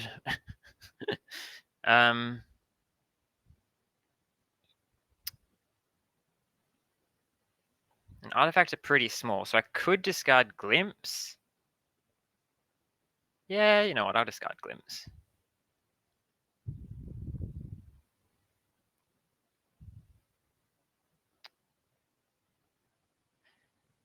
So they're probably blocking the Void Pouncer. So I guess I don't attack with the Void Pouncer. Because I can Rail on the Implicit Maze next turn. I want to kind of get value out of that. Also, this has reach.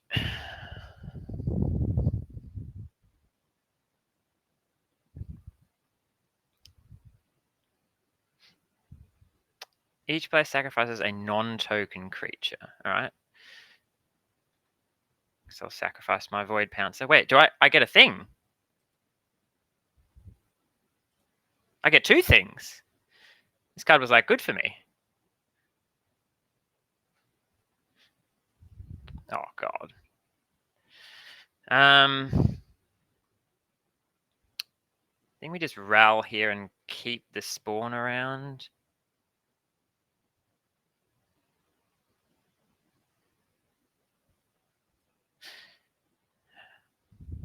It's only need. Oh, I could keep the red up for the Galvanic Discharge. The second one is you may discard a card. It's probably discarding Nightshade Dryad. Yeah, I think keeping the spawn is better. Oh, actually, there's potential I could have killed them here. I don't know, 7, 8, 9?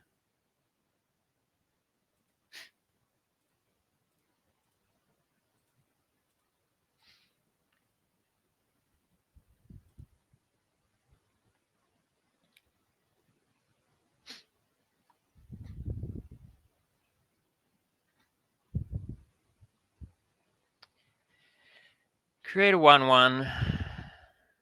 Oh. Alright, I'll discard the Dryad.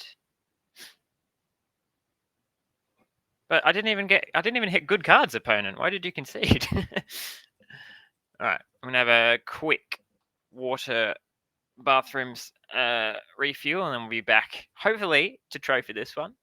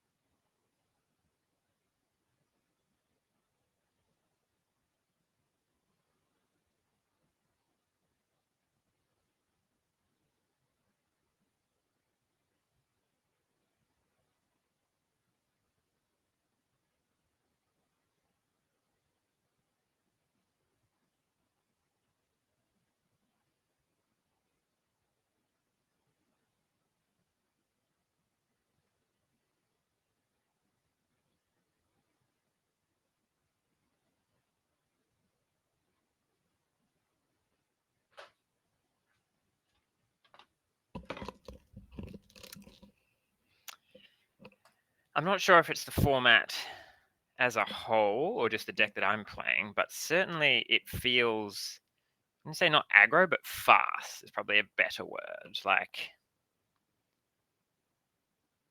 always you've got stuff to like the games are ending in fairly short amounts of turn. Even the Eldrazi decks that ramp are fast because they ramp quickly. So the games are ending on, like, I would guess, to look at game speed, the games are ending a lot earlier. Well, not a lot earlier, but like on the early side of things in a normal set. Which is really cool because otherwise, like the stuff like the lands becomes really interesting because the lands a bit of a payoff between speed and, like, I don't know what the other, speed and flexibility, right? Like if you crack them, you have to wait a turn to use the mana. So you got to decide there. So because it seems to be about that, yeah, speed. Obviously, like cheap cards are better, unless the ramp deck, which is how it's felt. Like you really don't want to miss a beat. Like you don't want to have to use your land and then wait a turn.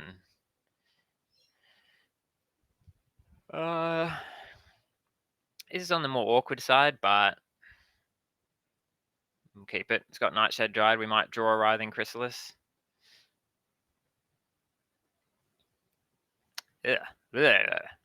So there's a chance I might want to cycle this. I guess I'm just going to go green first.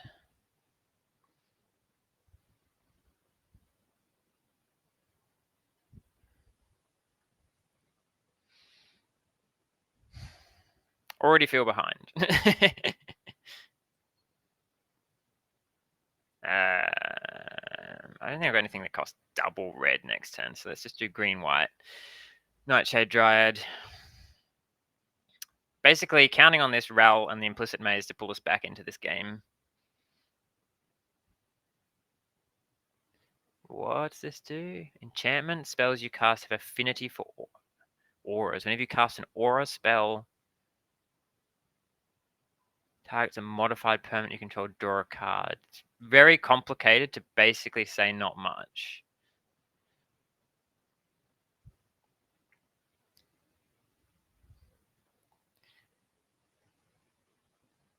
So the second aura, well, yeah, kind of like the second aura you put on something, you draw a card from, and then your auras get cheaper. Are there even that many auras in this set? There's the MDFC ones. If they attack with this, I think I just put a spawn in. Do I? Maybe just take it. Evolution Witness. Okay. Now I can just wipe their board. Not wipe their board, but pretty much wipe their board. Play this. Ral in the Implicit Maze, probably discarding the island because I've got the Nightshade Dryad. And then next turn we can start doing Scurry of Gremlins stuff. This Ral card has been pretty good.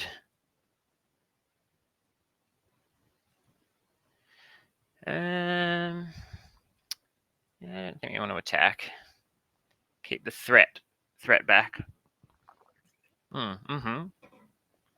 That's a good card.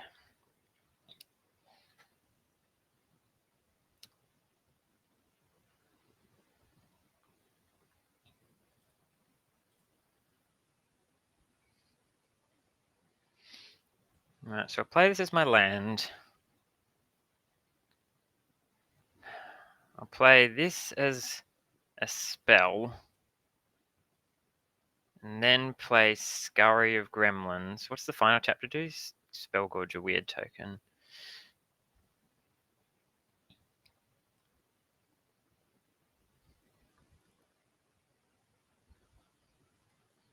Or do I just instead do Witness and then... Maybe I just do Witness.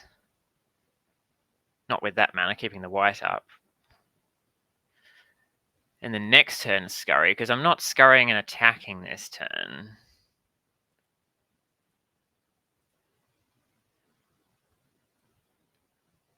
Because this leaves me with Razor Grass Ambush up, which I kind of like. And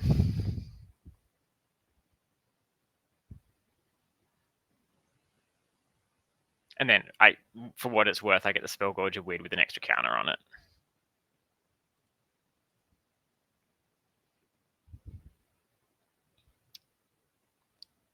Nice. Good card.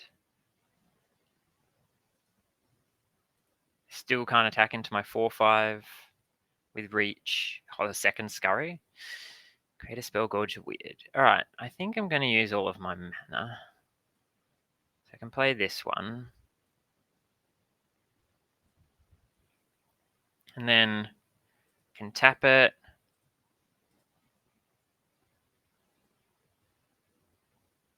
Am I going to search? Probably not.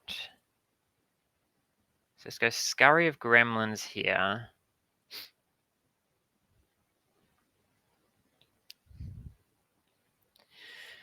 So I could cast second one. And then give everything haste. And attack, but I also kind of like having a Razor Grass Ambush up. Hang on, wait, no, if I just play the second one, it's just insane, right? Because I get 1, 2, 3, 4, 5, 6, 7, 8, 9. I get 10 energy or something, and then everything can get ridiculously big. Oh, no, I should have sacked some of the... Oh, I don't know, actually. Got 20 energy.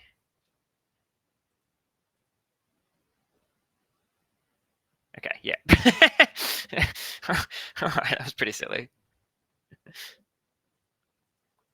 So everything on my team was getting +5, +0. Yeah, took a screenshot of that for the lols. The 20 energy scurry of gremlins.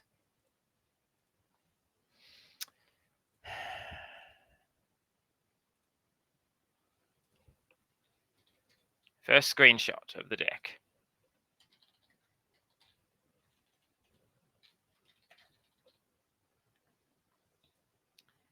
Okay. Well, see, when we started off 2 and 2, I thought the deck was like not great, and this is what I thought. This is an appropriate level. I thought it would be a good deck, and it has proven to be a pretty good deck. I've got a couple of misses, yeah. So Ral and the Implicit Maze has been very good, I would say. It's just been really nice. One-sided sweeper, then like all upside from there.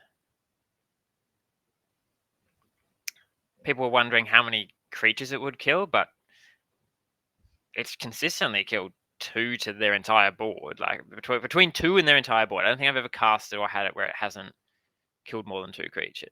Killed fewer than 2 creatures. Misplay City. Love it. Many removal spells and a creature. Okay, well, I'm not going to say no to many removal spells and a creature. I'm going to get green with this. Don't think there's any 1-drop I'd want to kill, and there's a couple of 2-drops I might want to cast.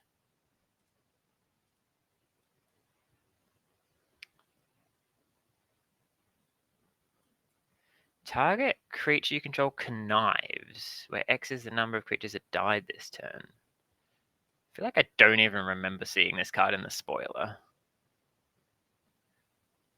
Okay. I think I'm just going to kill that because I have so many removal spells, and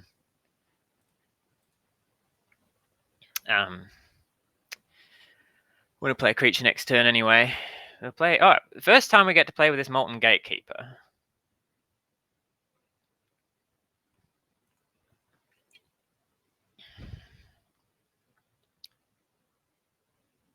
Expanding Ooze. Yeah, definitely killing that one too.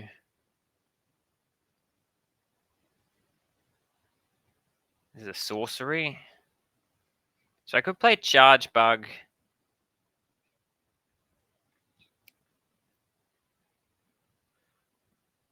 You know what? I think I'm just going to play Charge Bug and pass.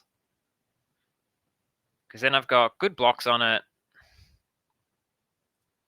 I don't need to kill it right now. We play the long game. I've got instant speed removal for it if need be. If they go to adapt, then I can get a bit of a mana advantage. All right. Well, in that case, what is it? Green, black. Sacrifice a land, target creature you control against Shroud. All right. Well, my lands are going to be a lot worse. My removal spell is going to be a lot worse now.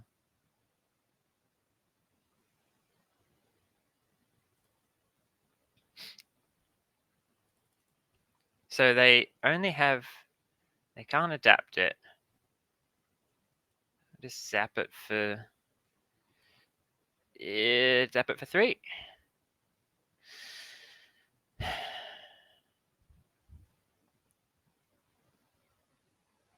Ah, cool. All right, well. Glimpse the Impossible makes a lot of mana. Yeah, that's quite decent. Also pings them for a lot. Because I really want to hit lands. There's a land, excellent. Oh, 2 bangers that I can't cast. So I could attack here. but it's not good.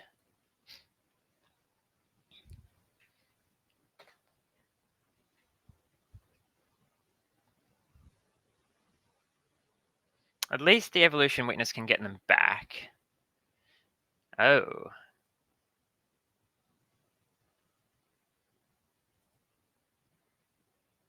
Oh, it's so annoying that I can't kill the ooze here.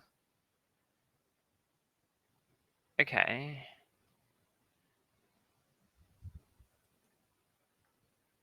I mean, I guess if they have a pump spell, then this is good, which presumably they have, otherwise they wouldn't have made this attack. It's the green +1/+1 death touch.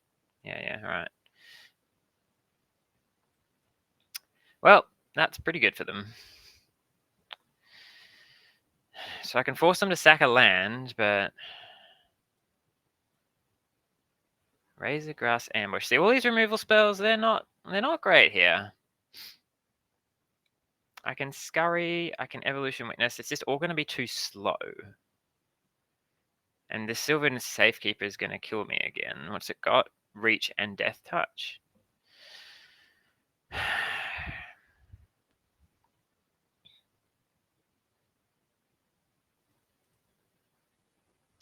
Is there anything I can get from my graveyard that could save me?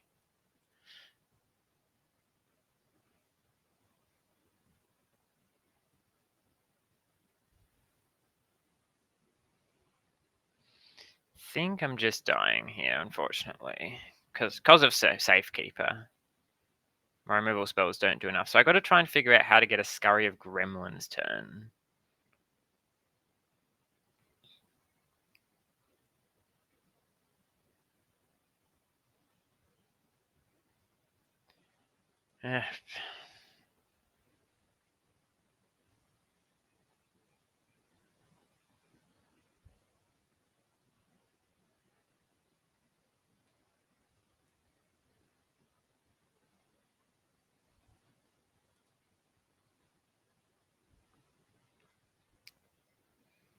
Problem is I'm just taking way too much damage.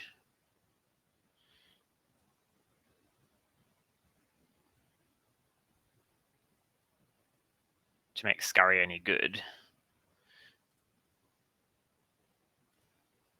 I guess we just have to hope to high roll it next turn. Just take a lot of damage here. This says, oh, it doesn't have Vigilance. But like, I can't deal them 17 damage with this many lands, unfortunately. So this is the second time I've lost a Sylvan Safekeeper, so the card is actually pretty strong. Yeah, okay. 7, 11, 15, so I need to jump.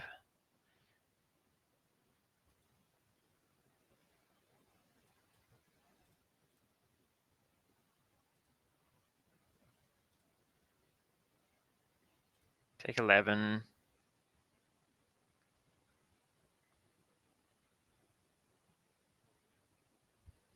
If I hadn't needed to jump, I wonder how close I am there.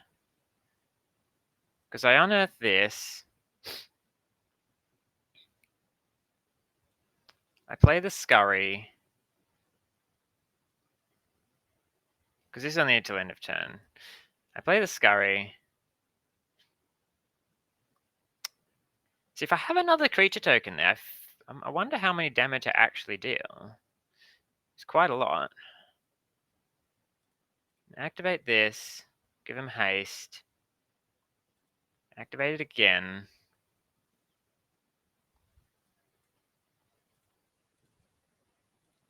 8, 10, 16? 16 you? Oh, wow. Okay. I obviously should have done the maths better. Jeez. It's because I had all that extra energy lying around from the galvanic discharges.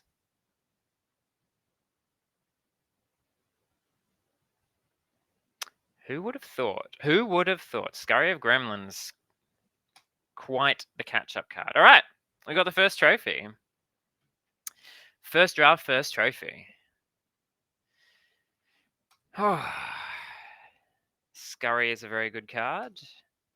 It's weird because it's like it can be a very bad card. But yeah. It won me multiple games that that last one I was never winning otherwise.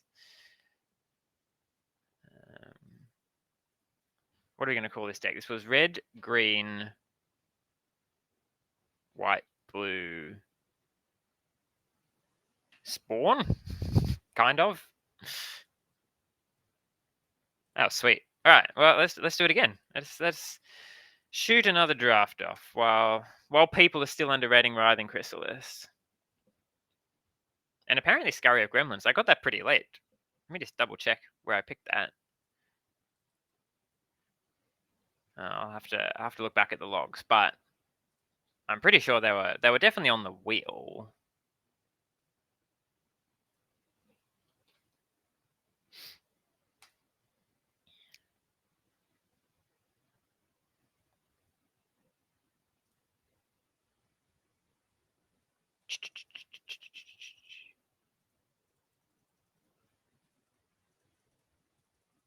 I didn't get them until pack 3. Okay, I got one pack 3, pick 4.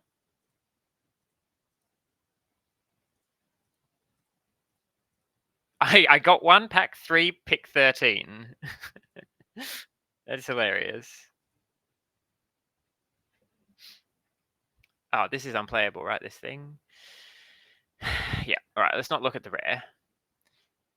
The flute is also unplayable. Cool. We can just rule out 2 of those. So we've got best green common or very decent blue spell, but it's blue, so I'll probably avoid that. The name of the game is Cheap Stuff, Fast Games. So I'm going to take a cheap card that's good. Good in fast games, because it also gains you life.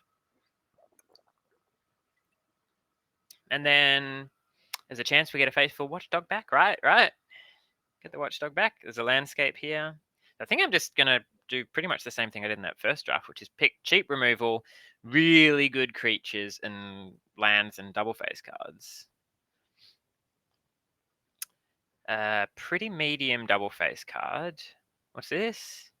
Oh, unplayable. So land or Area Auxiliary, I think, is the best white common. Definitely take that here. I think probably take Area Auxiliary over. This thing's pretty sweet. I think it's a bit more committing.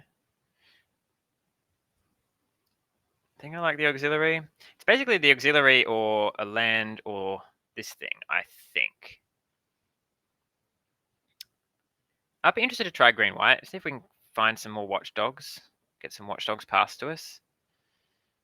This, another unplayable creature. We've got the Brood Scale. Oh, we've also got Bridgeworks Battle, though, which is just... It's Siege Smash from the last set, except now it's also got a land on the other side.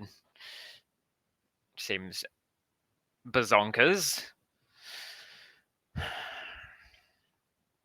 Pretty happy to take that. And then we've got 2 good green removal spells and 2 area auxiliaries. Great.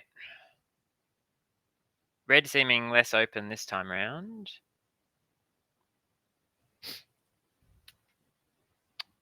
Yeah, this pack is pretty stinky, to be honest. Like, the area auxiliary is really good, and then this is probably good in the energy deck specifically.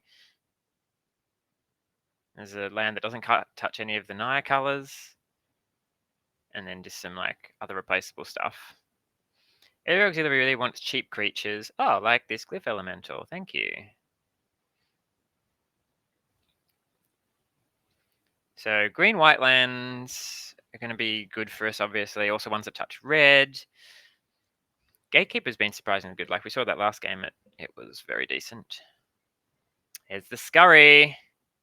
There's the Scurry, but I think I want cheap creatures to pair with the auxiliaries. There's a land that's also a creature. Perfect. Yeah, no red in this pack. All right. Oh, it's good. It's good that red is being cut, because now I don't have to worry that people are going to pass me Writhing Chrysalis. I'm going to have to figure out a way to splash it. I mean, this card's not great, but it is a a dual land for my colors that I can sometimes play. So I think we'll put MDFCs over here. Like this one I pretty much want to count as a spell, and this one I pretty much want to count as a land. I don't know if we get to do that with all of them. Well, with that said, there's the Sylvan Safekeeper though. Yeah, I think it's good enough. Like, Galvanic Discharge is amazing, but the Sylvan Safekeeper kind of wrecked us. And I've got something that wants cheap creatures. Yeah, and I've got this aura. I think it's good enough to pass Lightning Bolt.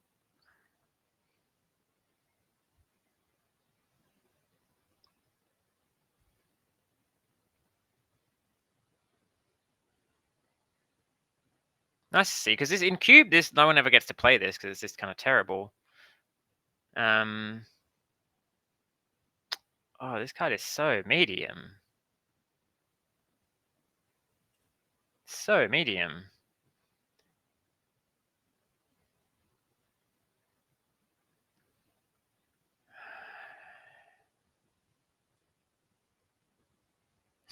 Fine, it'll go in the deck for the moment. Ah, the Watchdog Wield. We're doing it. We're green-white. Hooray! Hooray! So literally all the green cards in this pack came back, which bodes well for us. There's also the green-white land, which I would like, but I think I need to stamp Watchdog on this deck and get it in here.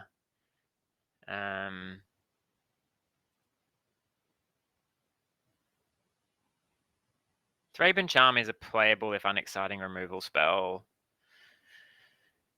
Yes, this is a playable but unexciting combat trick. This is they're both pretty terrible. I guess I'll take a creature and hope not to play it. All right. Well, wheeling the Watchdog was big. So I do really want to take lands. Unfortunately, it only touches 2 of them. Could take a Stomp or a Kite here, or I guess a Metastatic Evangel. Proliferate. I currently have 2 things that are pretty good with it. I think it's between Stomp and that, and I just like having lands that do stuff. The Evangel is very good. Like, I've actually got Area Auxiliary as well. It's entirely possible that the Evangel is superior here. But I think these are kind of irreplaceable. We'll see. We'll see how wrong I am on this pick at a later date. Okay, there's another Watchdog. We wheeled the first one. Oh, well, the lands don't touch green and white, so we'll pass Toxic Deluge. Very good card. A bunch of other fine cards. So I think, yeah, I'm very interested in picking up some green-white jewels to make sure we hit our Watchdogs. All right, there's a green-white jewel. Can I justify it over Ajani takes the Godsire? I think so. I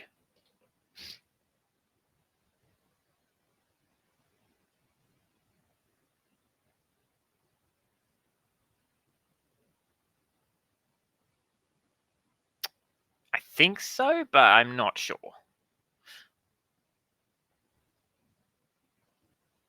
I'm going to take the first one. Don't have any lands currently. And who knows how many more I'll see. This is the polluted delta here. So I'm choosing between Recruiter of the Guard, which can get Watchdog, which can get stuff. So it's a 3-mana 1/1 that draws a card. Thraben Charm, Nyxborn Hydra. I'm not really making that much mana. I think Recruiter could actually be okay here. Or there's another body for Area Auxiliary to put stuff on. Yeah, seems decent. could take another MDFC or another green-white land. So I guess, given that it's a tapped MDFC, I think I like the land. I mean, this deck is going to prioritize lands less because it doesn't, like, colorless doesn't care about as much. So it's possible that this is actually better. Yeah, you know what? I've changed my mind. Right, I've got one land. Bring up this. Ooh, Horrific Assault. Very nice. So I'm not really going to gain the 3 life in green-white. But that's okay. It's still a very efficient card.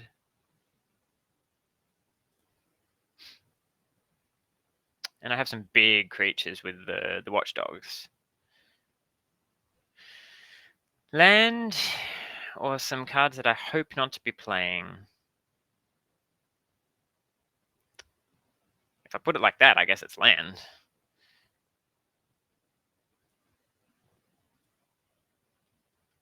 But like land that I'm probably not playing. Oh, it's the best land, but also doesn't exactly fit in my colors, unfortunately.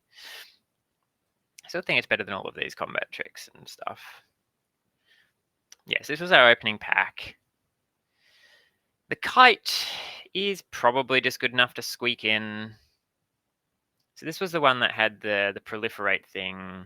I've already got one Thraben charm. What does the bauble do? Oh, it's basically nothing. Let's take a 1-drop. Unfortunately, all the fetches have been off-color ones. I've literally only got one that's actually my... Oh, wow, okay. Definitely got paid off there. Take the uncommon for the collection. So, is it just the one thing that cares about landfall currently? Oh, a gift! A gift of the most bountiful variety. So we're going to put these here as secondary lands. This pack has another land. Hooray! Yeah, I could see that drafting this set is probably, I mean, it may be still interesting because it's an interesting balance between them all. Could take this. It's an Eldrazi, but it's like replaceable. I think it's replaceable. It's pretty good with this. Yeah, I still think I just like a land better. Where'd the land go?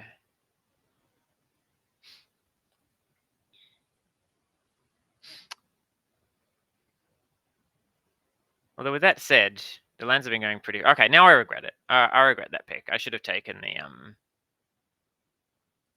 2-drop. Because, well, obviously in this pack everything sucks for me. And I do need to actually pick up some playables. So, all right, I got to stop taking lands and take playables. And I can easily splash. So what have I got? 2 for black, 1 for red, and 1 for white. So yeah, I could splash pretty easily if there's a good card that goes around. We'll take kite.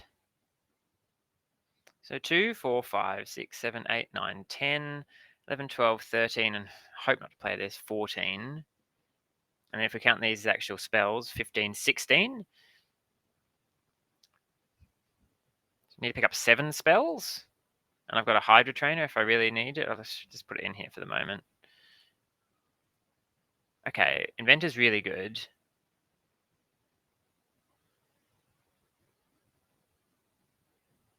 It's also pretty good.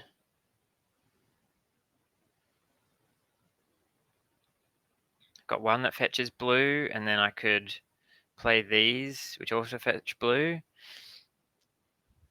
There's also this, geez. I think I'm going to take the Inspired Inventor. That's close. It might be powerful enough that I should take it. Cursed Wombat, by the way. Woo! If Area Auxiliary wasn't in this pack, I think I would take the Cursed Wombat because I can splash that, and that would be great still. There's also this card in the pack. There's a lot of good cards in this pack. This makes two spawn. Really strong. Really strong. But green was like quite open, so I think we get something back from that pack, hopefully, by taking the Area Auxiliary. What are the chances of wheeling the Wombat? Probably pretty unlikely.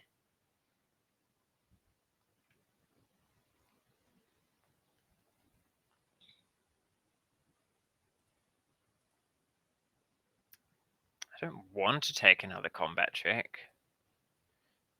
By taking that pick, I might end up short on playables. Ooh, okay.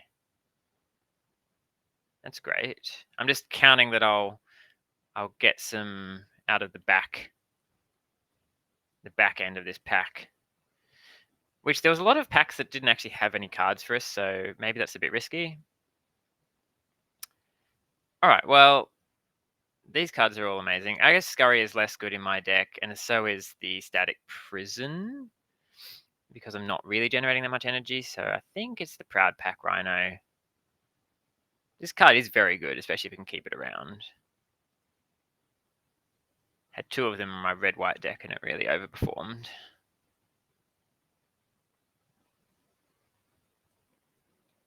Hope not to play that one. Hope not to play this one. Hope not to play this one. I guess I'll take this. I'm very unlikely to play this.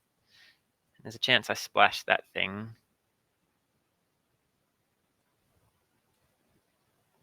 Okay. Just... Yeah, all right. I think I ended up a few playable short. Maybe not playable short. A few like ideal cards, I think. And I would have liked to pick up that green thing in my deck instead. The green instead of the land. So I think, yeah, I just rate the lands really highly at the moment. Do I need to play Solstice Zealot in this deck?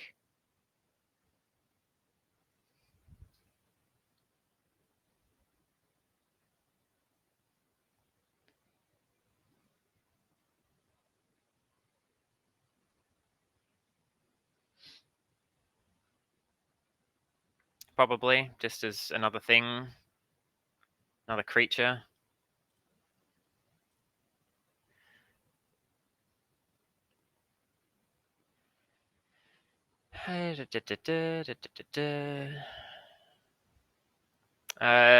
So this is a question about whether or not I splash this.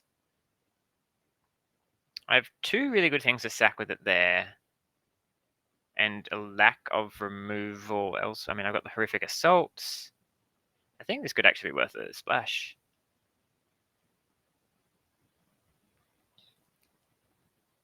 Oh, yes, I've got this Rose Knight in my deck.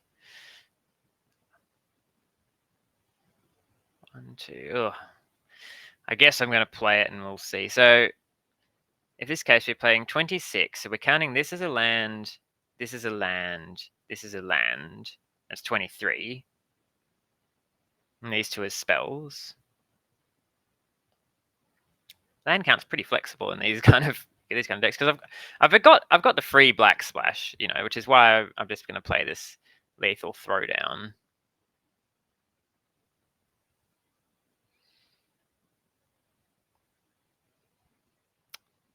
Don't have enough big things to make Victimize any good.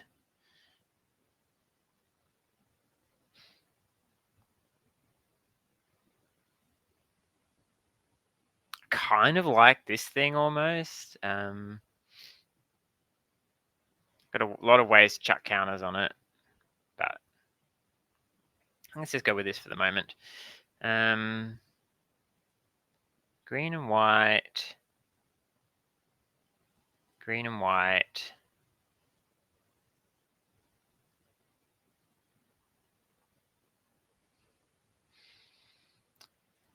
And then I've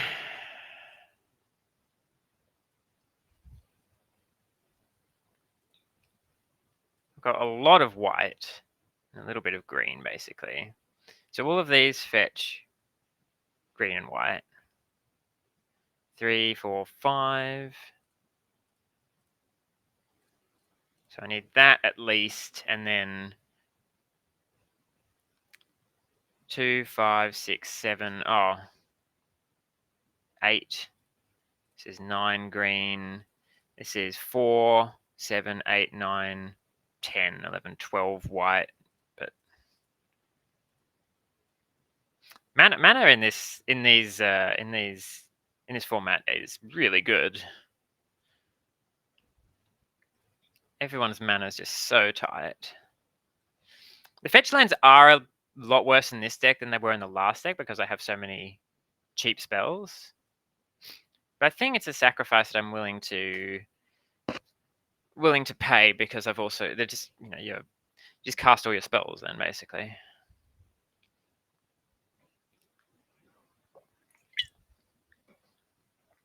Ugh, this hand is so low impact.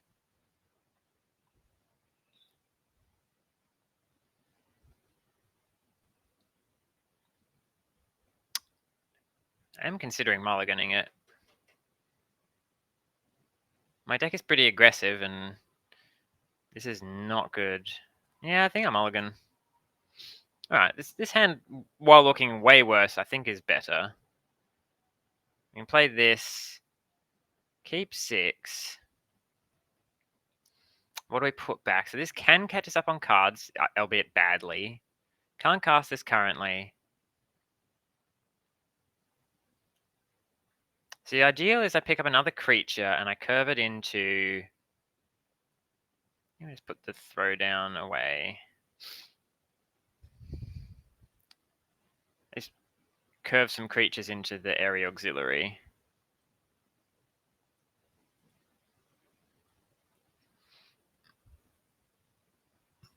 Ooh. Energy? Wait, isn't this card unplayable? Oh! It's not unplayable if you play it on turn 2. Ah, they lucked out. Damn it. Okay. Well, hopefully I can still race it.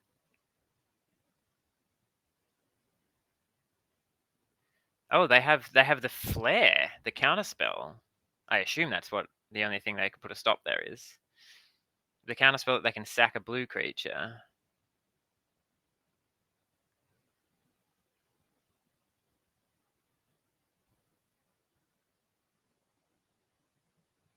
I don't think I can afford to block because I really want to hit this area auxiliary on time, so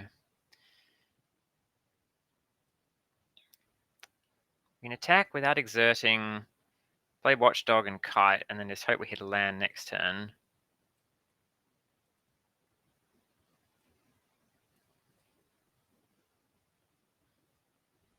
And if they have a counterspell, then they have a counterspell. They have a counterspell.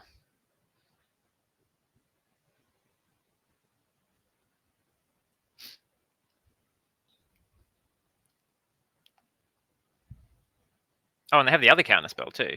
No, 2 counterspells.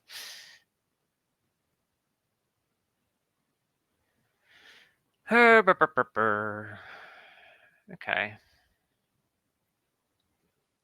This pass with both counterspells up. Ashling. You don't lose unspent red mana. You cast or copy an instant or source speed, discard, then draw. And basically other abilities never come up. So I could exert this, which doesn't do anything currently. Also, it's a 4/4. What's this do? +2/+2. Put a flying counter on it, so all my stuff becomes at most a 3/3.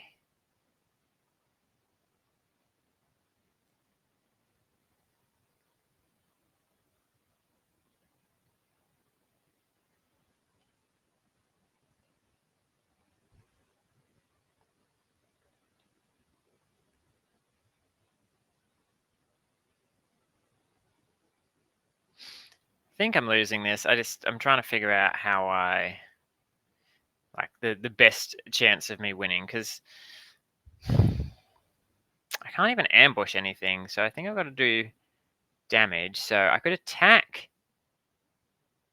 with exert. I don't even know if this is going to work.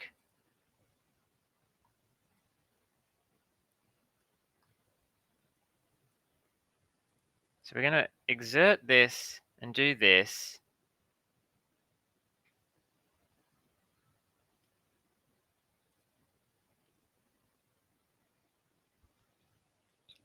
Put that here. Submit that. We're going to then cast this on this. Oh, it doesn't even... I thought it untapped it. Okay. You know what? I'm losing. I thought this spell untapped it. We've had so many stupid white combat tricks that give flying and untap, or give reach and untap. The green one untaps it. Why doesn't the white one? All right, that was a pretty poor showing. Maybe that Drake. Okay, I maybe misread the Drake. I thought you basically always exchange something. You get 4 energy. So you can exchange it for 4 drop. Okay, maybe it's playable. I kind of misread that. I thought you could essentially only play it when your opponent had no creatures. Otherwise, you're just giving them a 3/2. Or otherwise, you're just sacrificing the Drake.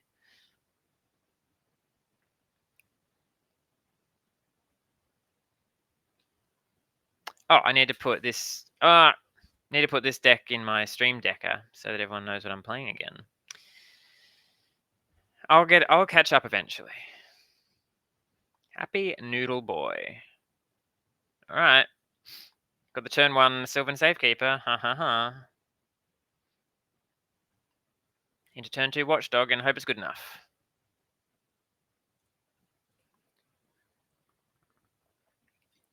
It's doomed to draw this card all the time.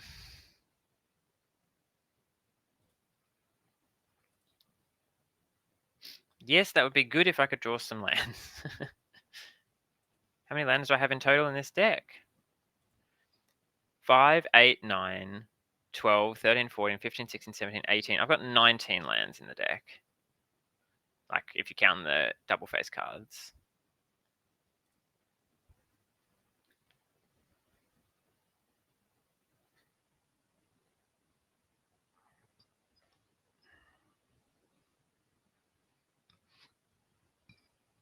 Maybe I should just cut this Rose Cottonite for a land.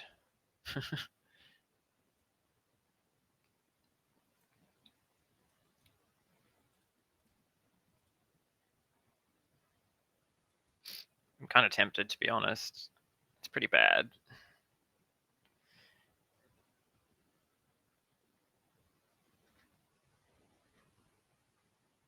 Oh, I don't draw a land now. I'm going to have to cast this into open mana and get it countered and feel sad. Okay. All right. And that, well, if it resolves, then we're gravy. Because what are they going to do? Kill my thing through a Sylvan Safekeeper?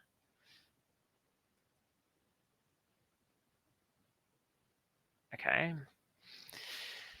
They can cast a 5-drop. Or if they cast Writhing Chrysalis. No. Oh, it was Writhing Chrysalis. We called it. Oh, so good.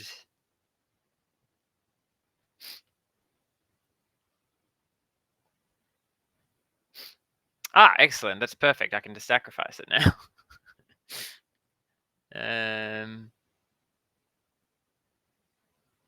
Play the Hydra Trainer. I could sacrifice the Sylvan Safekeeper. That way I get to draw a card, but my stuff loses hexproof. And I don't get to attack with it.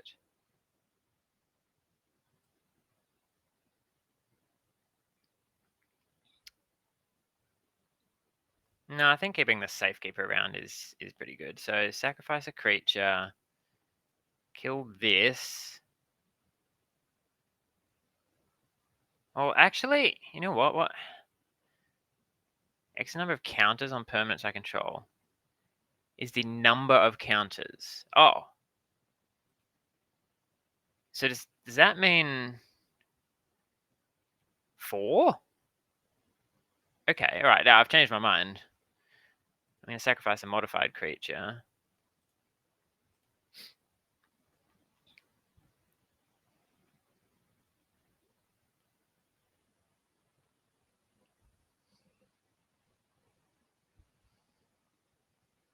We'll see if that's a mistake or not.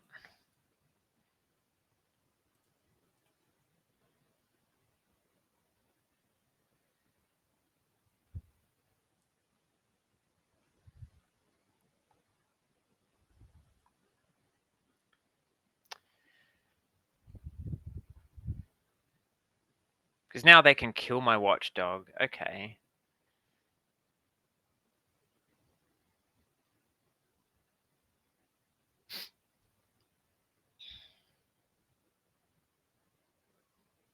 I guess this is a bit of a glass cannon, because if they kill the watchdog, then the Hydra Trainer sucks. Okay. Wait. Oh, they have Eldrazi here. Okay, so could cast this, or I could just cast these 2 things. I guess I should probably do this while they're tapped out here.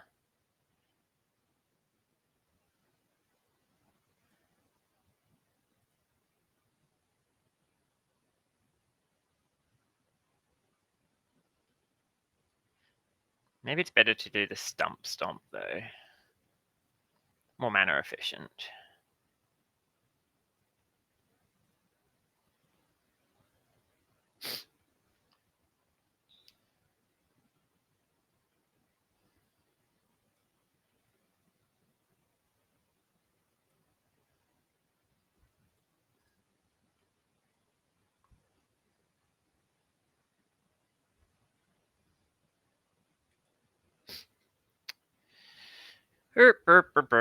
Yeah, this deck doesn't feel nearly as explosive as the red-green deck, but we kind of knew that. Okay. I don't know what's going to happen, but I don't feel good. I do feel good. Something that kills a bunch of creatures. Some Flash Giant Eldrazi monster. I don't even think there's that many Flash Giant Eldrazi monsters, right? Okay. Well, still got 2 flyers.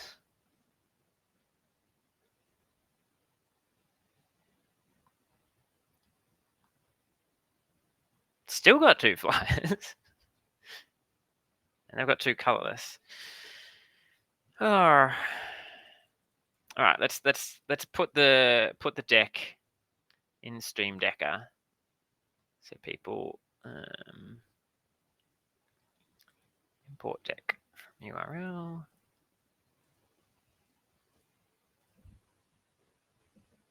No, paste deck list.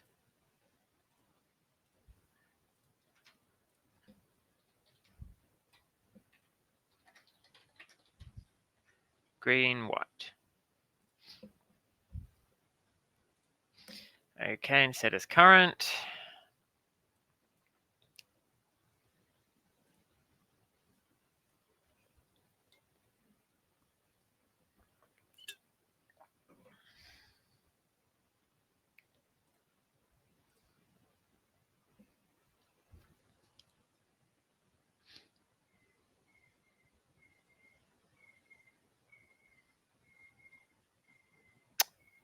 Okay.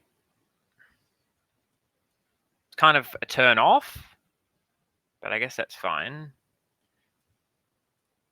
I'm gonna get white with this. I'm gonna just do it now so I don't forget.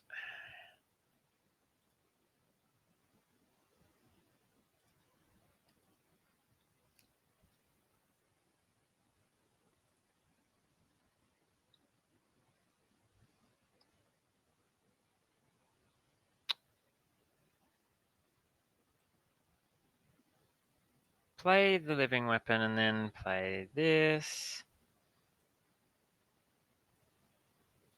Go get green with that. And then we'll see.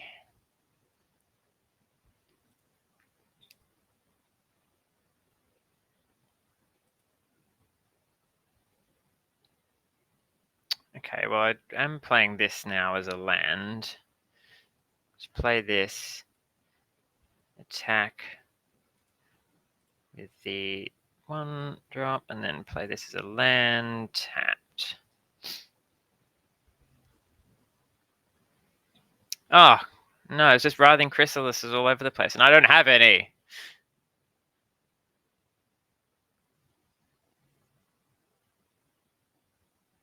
It's got reach. This card is so good. I guess this is going to go get black. And do I play the... Yeah, I guess I play the Solstice Zealot here. Oh, this can proliferate. Okay, yeah. So that I could proliferate after I play this. I think the Proud Pack Rhino is the last thing I'm going to play, because I've also got Inspired Inventor to play. All right. Is our answer to the Writhing Chrysalis?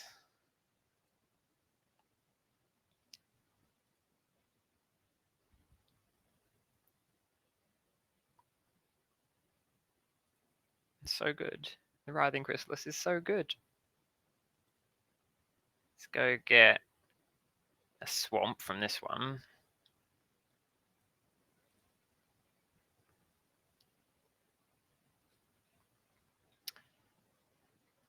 Play this.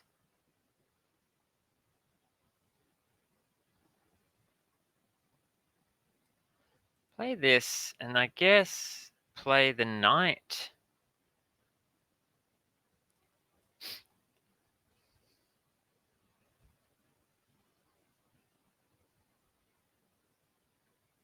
Yeah, this is exactly what I expected to happen with the knight. And then we'll just tap it end of turn. Unless they have a kill spell for the Solstice Sealer, which is kind of lame. Okay.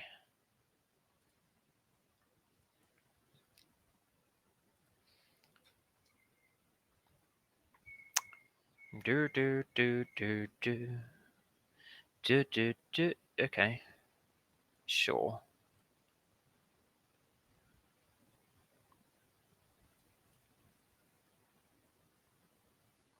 Hexproof and indestructible. Didn't know this card existed either. I obviously forgot it in my set review.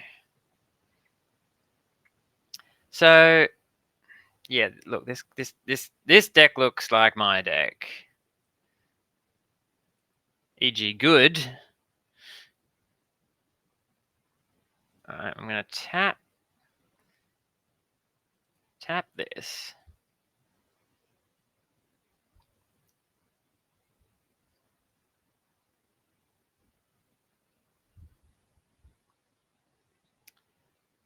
Alright, well I guess we play the Area Auxiliary then.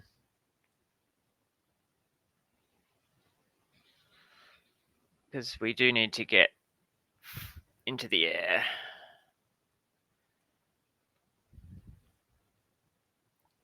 Support 2, so this is definitely getting supported, and then I guess this one.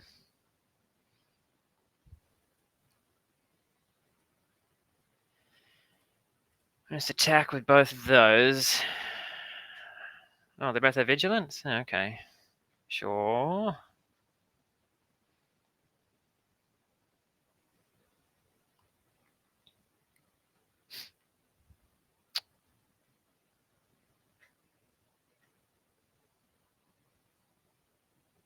Yeah, and they're going to use it to spawn gang something? No, alright.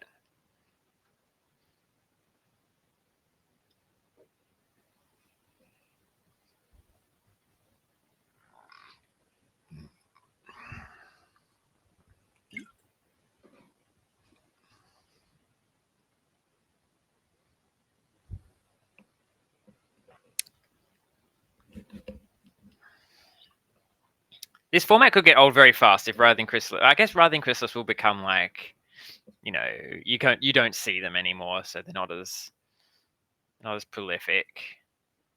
Okay.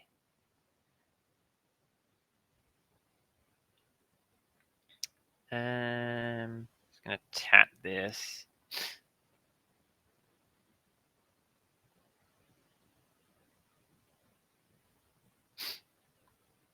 Destroy a creature with flying. Okay.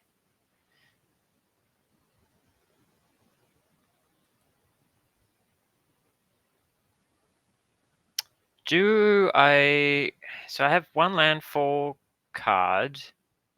I've got 2 white. So I think I just keep it. Apart from deck thinning. Deck thinning is the only thing it does, but I actually don't mind drawing a land here. Yeah. It's pretty good, actually. So I put that on the Faithful Watchdog. That's 6 flying lifelink. Can they... So they can sack these 2 to get 2 mana. And then they have to sack... No, so they can't even kill it right now. Okay.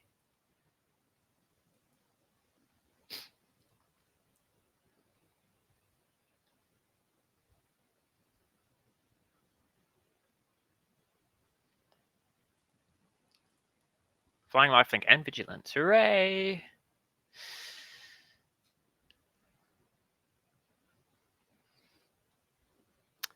So next turn I'm probably going to have to do this to get energy.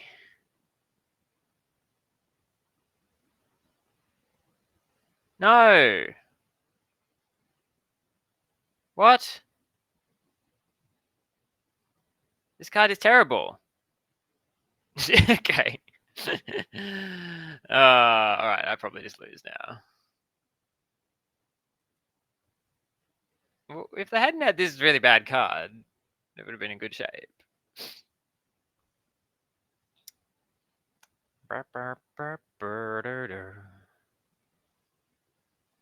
Attack with the knight.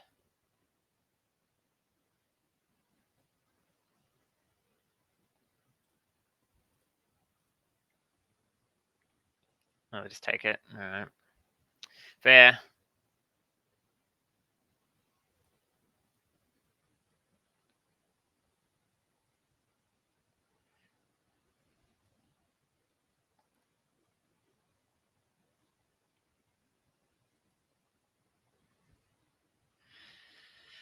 I get 3 energy.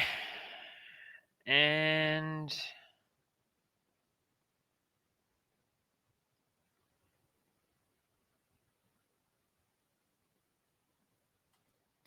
yeah, all right. Well, Null Elemental Blast blew me out. Okay. It's like my deck. With some bad blue cards in it.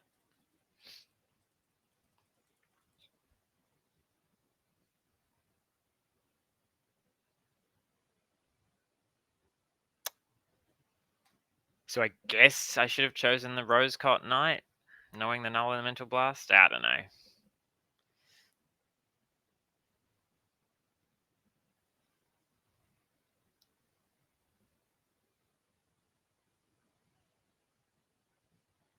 Okay, well, it's got 2 into 3.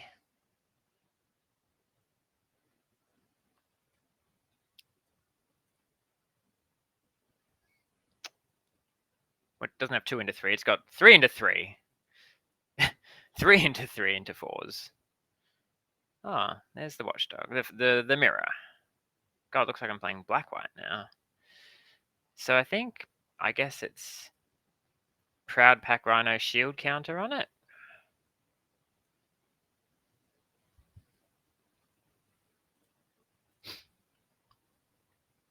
Seems quite good against green-white.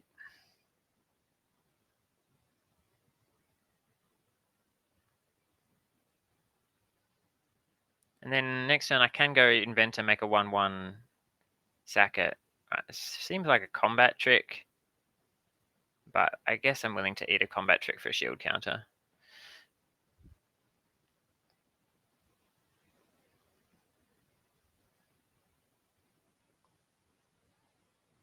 Yeah, well, it's both. Okay. So I'll do this. Make a 1/1. Then I'll kill the watchdog. Sad times.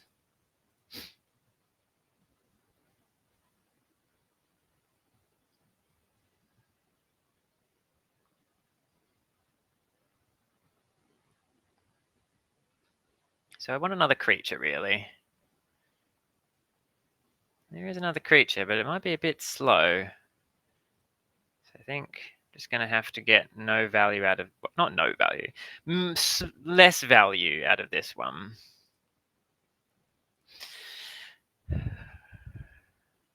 An Oozewag.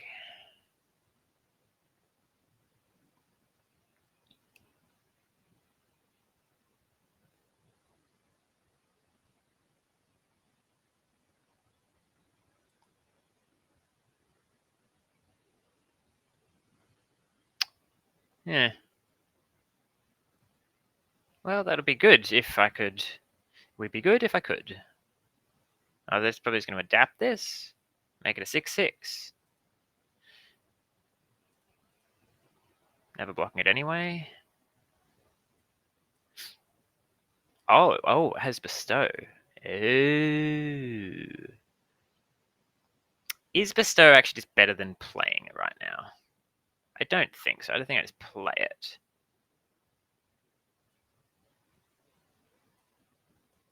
Which is a bit weird, but I just want more bodies.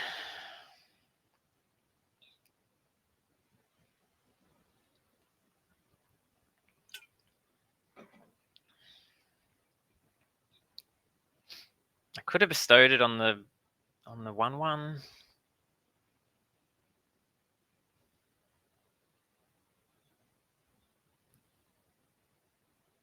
Maybe that was better. Maybe it was better to put it on the kite.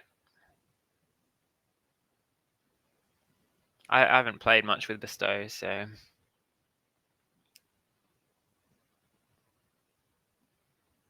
just figured having more bodies around was going to be better. Other creatures get +1/+1. Attack for 4. Okay. So if I pick up an untapped green source, oh, that will be good at some point.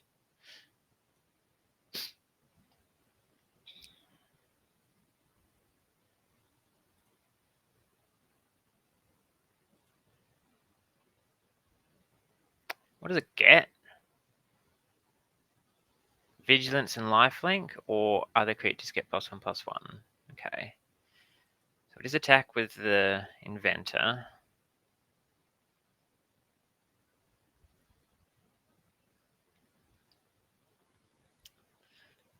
Yeah, really hoping hit a land next turn.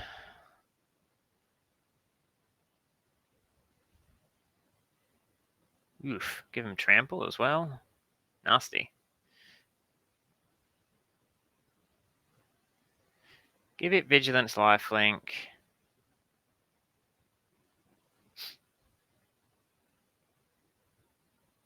Attack with team.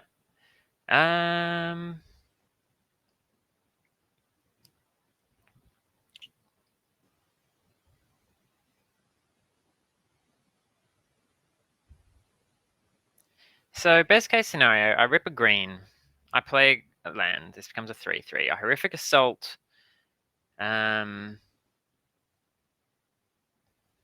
area auxiliary. I play this. I exile that. All right.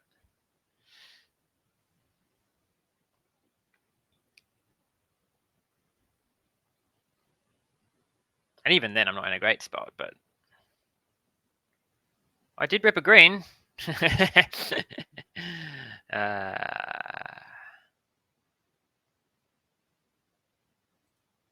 cool. Well, that was a quick one. That was a quick one. I did lose to one Writhing Chrysalis. Did I? I think I beat the other one somehow. Maybe I'm just misremembering.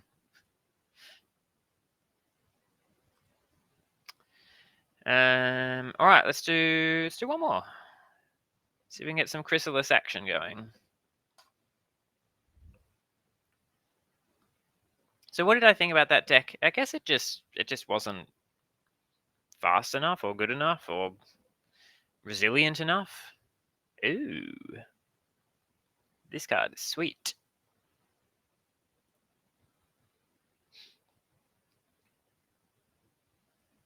Could we get a blue deck in us? As long as it's got Writhing Chrysalis in it, yeah. Good green cards in this pack. The Landscape, which we can basically count on wheeling because no one's taking them.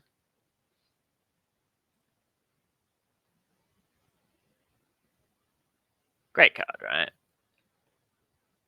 So now I could take MGFC, probably just this Wampus Aberration. Cultivate. I think the Wampus. Looking to be colorless, looking to be Eldrazi. And if we're looking to be Eldrazi, we want to be green. And yeah. Womp womp.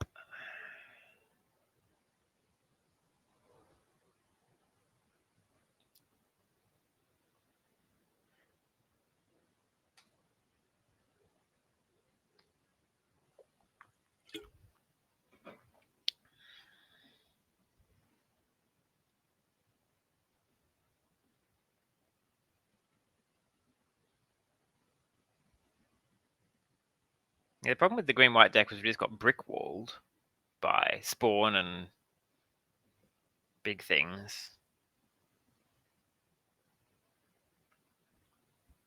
I think, yeah, maybe just having, you want resilient threat. So there's a green land there. I think I just want this Eldrazi Real Purposer. Really solid green common, get deeper into green. It's got some ramp. Don't need to pick landscapes that highly, especially not ones that are kind of double off color. Yeah, happy to take a repurposer here. Pass me that Chrysalis, please.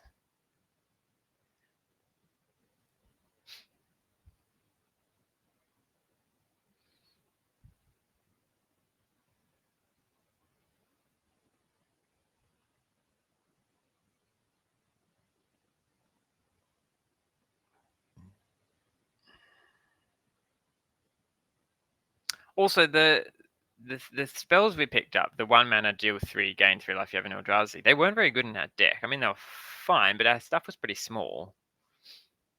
So that's kind of interesting that it's not maybe necessarily a green-white card. I would have thought green-white would have had bigger creatures, but it turns out most of our creatures were pretty small most of the time. So there's a Battle Mage, which is pretty good. I think I'm just going to take this Landscape, though. I mean, I know people aren't rating them highly, but I really want them. Take these early in the first pack, and then you get these later in the third pack because no one's got any mana for it. So be happy to have this. Happy to probably have this since I've got the Null Drifter. But no, really like the Landscape here. The best one. Pick it up when we can.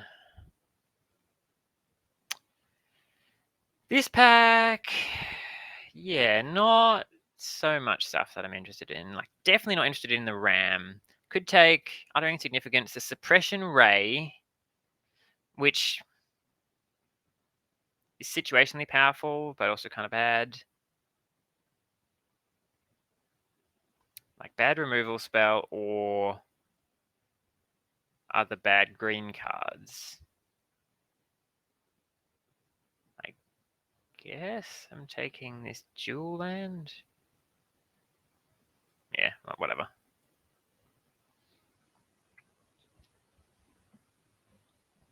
If I end up being blue and this is just in my deck, even if I don't make any energy, it can just randomly win you the game. So that's pretty good to have on a land.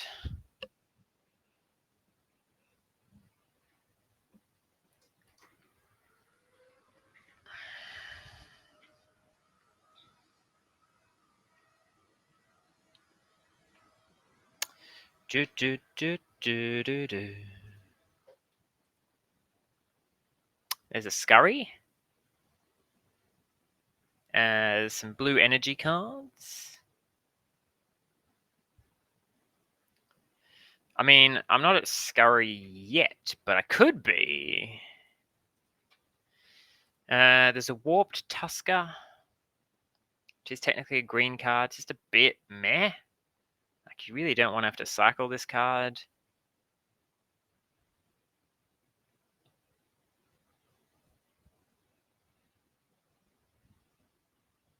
I think Scurry is the strongest card. I'll take it. Getting a bit of a signal that blue is quite open. So I could take Malevolent Rumble. Neither of these cards touch green, so I'm less excited about them. Less excited about that too. I guess I'll take Rumble. I'll play Rumble.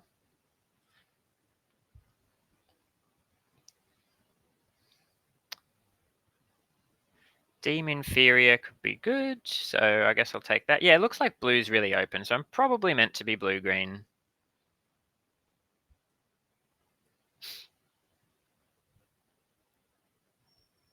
Because I would play this in my deck if I'm not blue. I mean, I'd like to put a blue source in, but you don't want to evoke it. You want to cast it. So I'm heavy green, maybe blue. Would like to be red, probably.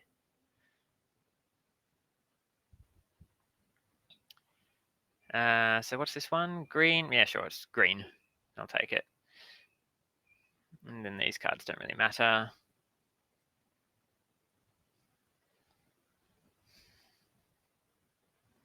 I told you the land would wheel. It did. That was the wheel pack. Ruby Medallion, not interested in. Blue card, could be interested in. I'll pop it over here with the maybe, because like I don't want to get into blue. But if there's absolutely nothing in the pack, I will take a blue card.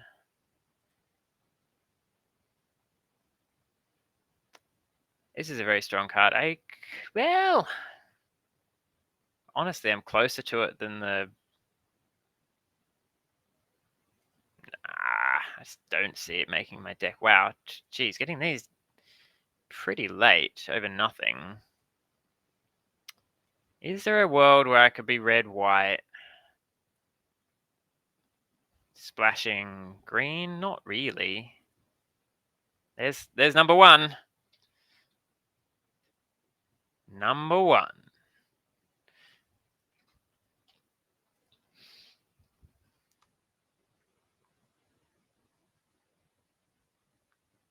I could be green red, splashing white potentially. That's something I would consider.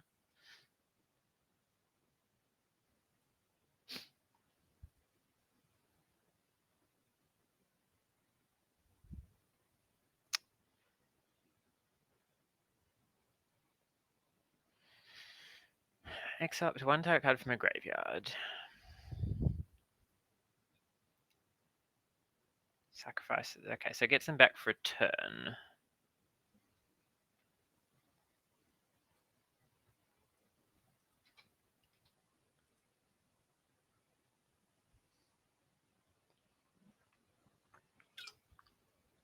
It's like not that exciting.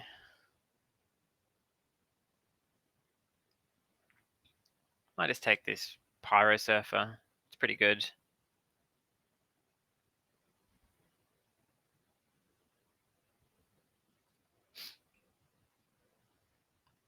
Alright, this card is exciting. Altasaur as well, and also Repurposer.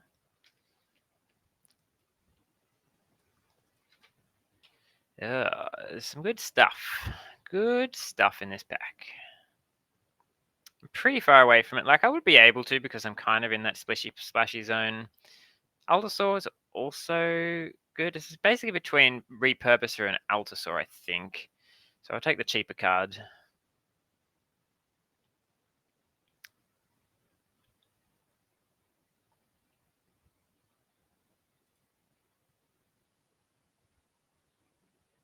Ral. Pretty bad for me, certainly. Basically a blue-red energy card. We're kind of forcing our way into this archetype, but so be it.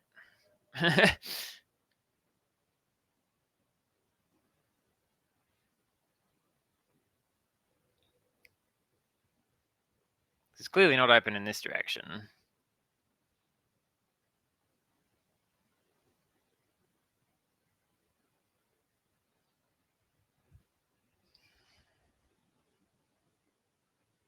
Dreadmask was fairly underwhelming. The Gatekeeper was pretty impressive. I could take Gatekeeper here. I think that might actually be better than these two cards.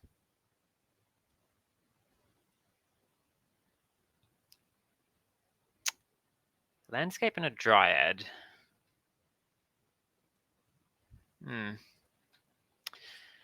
I like both. I think I'll just take the Landscape. It's safer. Well, I mean, yeah, they're both pretty good.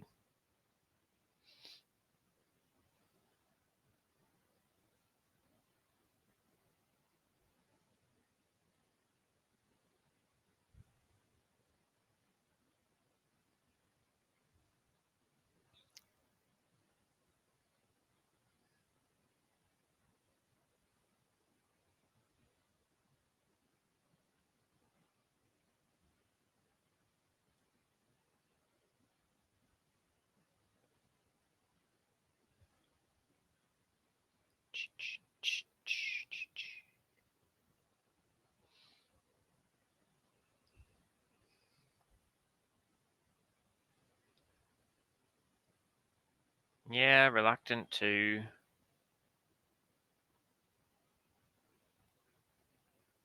Don't think the whales would be very good in my deck, even if I was splashing it.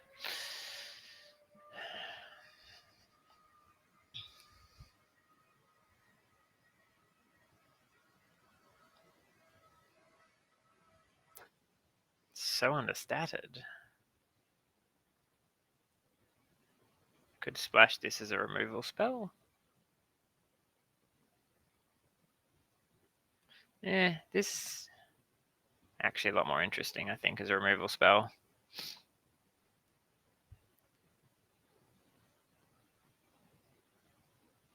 I'm a bit too deep into green to really pivot. It's a bit annoying.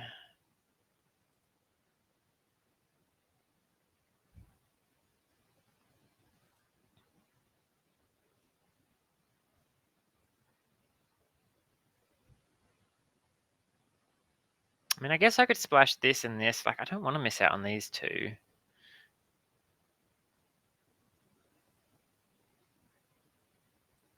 Sure. Might just be the place to be though. Might just be red, white, splash these two things. Obviously play the Null Drifter. We'll see what pack 3 brings us. We'll keep that in mind.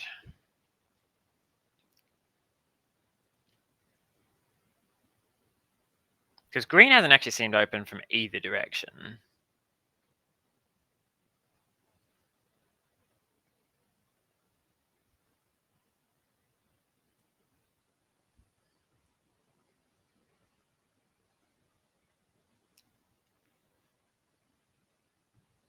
Yeah, which one?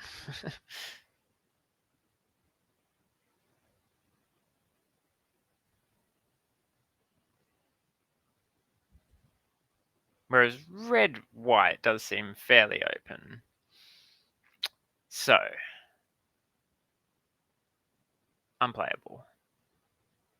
This one's actually pretty good. It's a pretty good green card. If I was red, white, this pack would be pretty sucky for me. I guess I'd take this unicorn. I still think if we can make it work, probably going to be better to be green, and then I can splash the scurry again, potentially.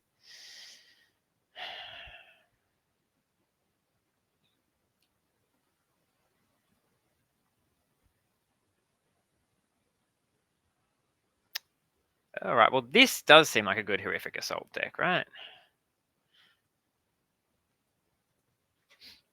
The red-white deck takes maybe Glyph Elemental.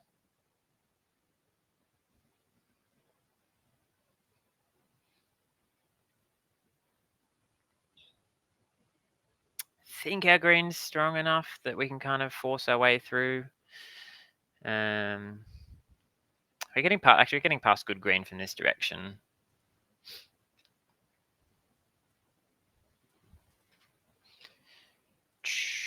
People are taking MDFCs quite highly in this draft, which is a refreshing change.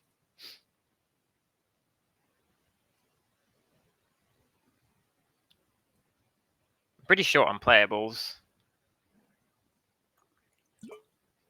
Gonna have to play some stinkers, I think.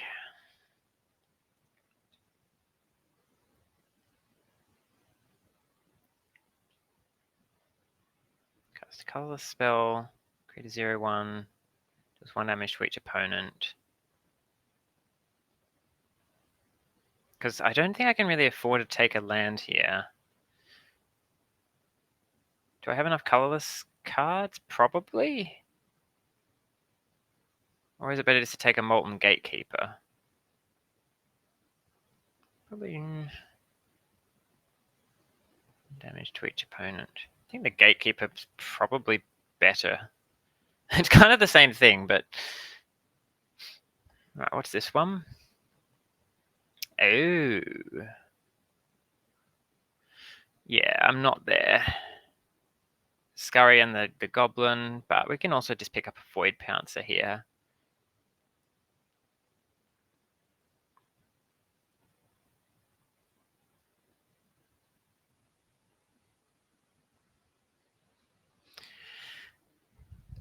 Miracle's Messenger's interesting, but... So it would be on the splash. It's basically that or Unfathomable Truths. Last time I had the Truths, it wasn't that good.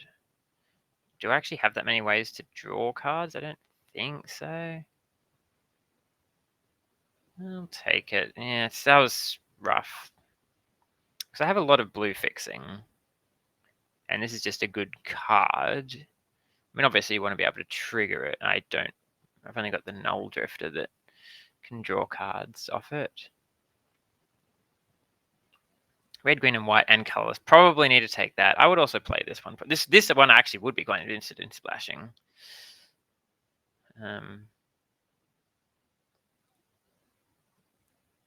another colorless source seems good.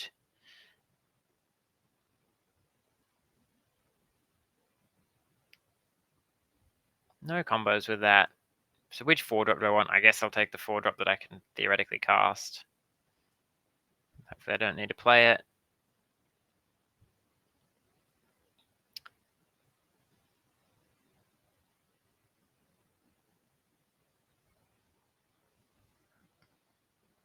All of these are pretty terrible. I could splash that as a removal spell.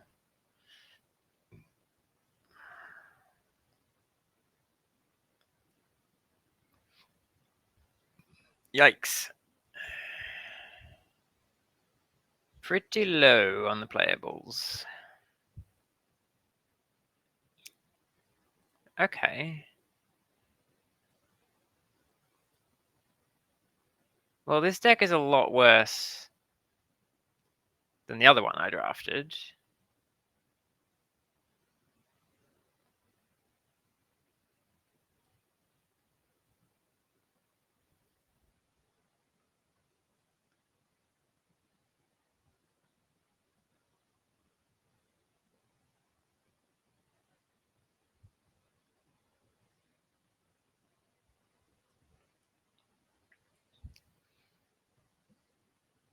Why does it say restream on the top right? Well, that is because I'm using a free app called Restream to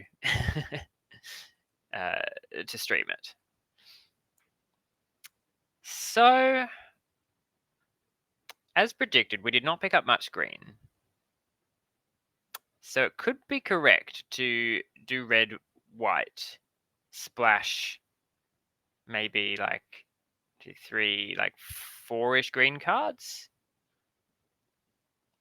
Because this is red, green, splashing some blue and some white. But if I go red, white, let's just explore that for a little bit.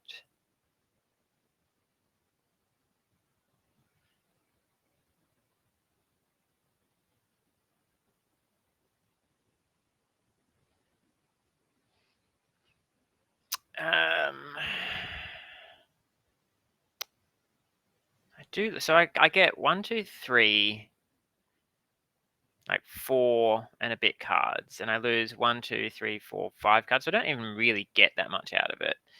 I get Conduit Goblin, which is a very good 2-drop, but you sort of want to be streamlined aggressive for that.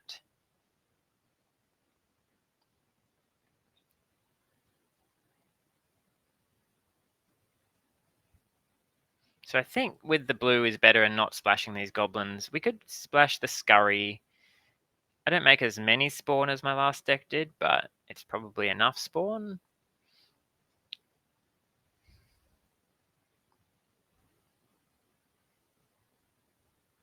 These are really medium in this particular deck, but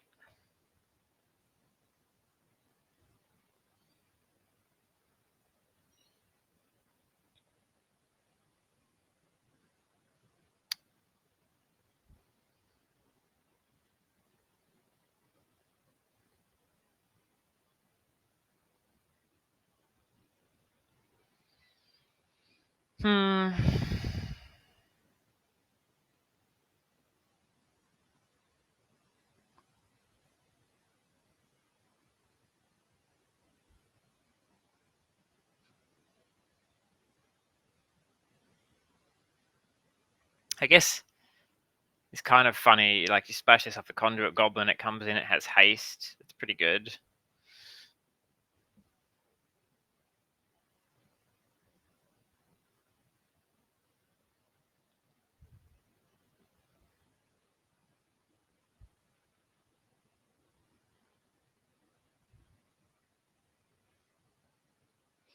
So what's my lands looks like?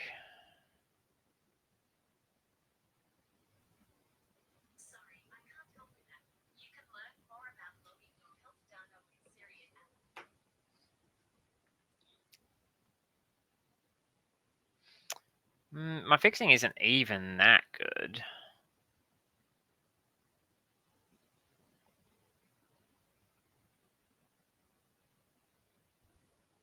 I think this is probably going to be, yeah.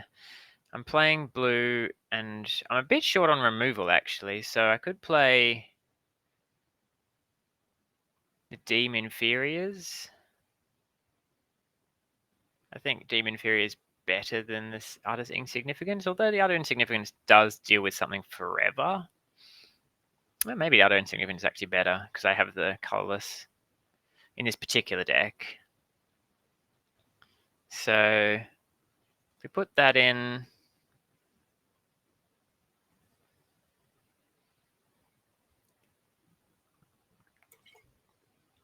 it's going to have to play some bad cards, I guess. Oh, I can play this if I'm green. I guess I'll play this thing. A lot of 4-drops, and unfortunately, I didn't take any. There was one opportunity for me to take the 2-mana Ramper. I took a land over it.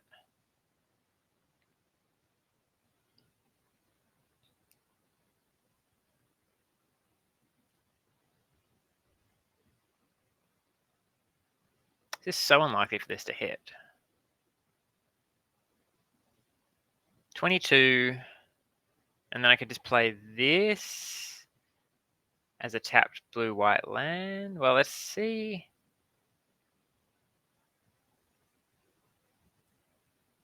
See how many sources I end up with here. This is red, green, white.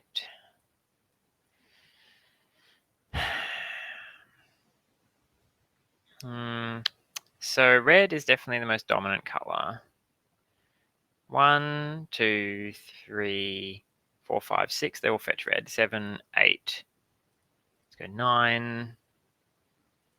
And then we'll put in green. 1, 2, 3, 4, 5, 6, 7, 8. And then I need a blue source and a white source to be able to fetch them. And blue, this is 1, 2, 3, 4. So not that many. And white, 1, 2, 3.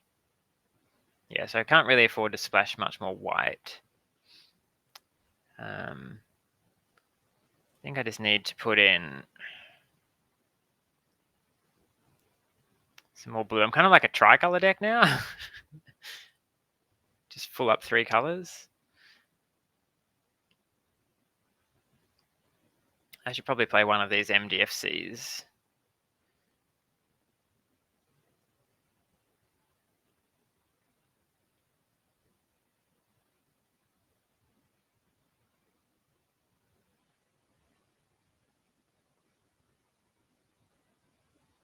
Got so many 4s already.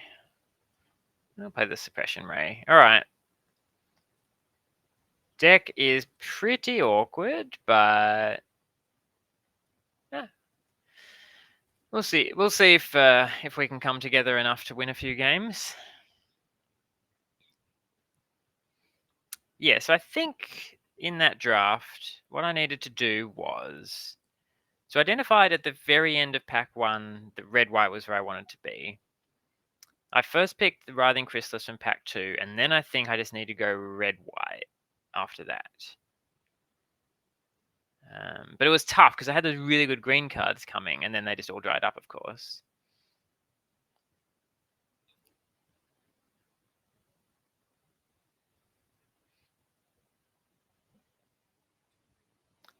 Keep this. We go fetch for a red with this one. Or with that one. I can get white. I don't need white, and I don't need to get blue, so let's go get red with this one.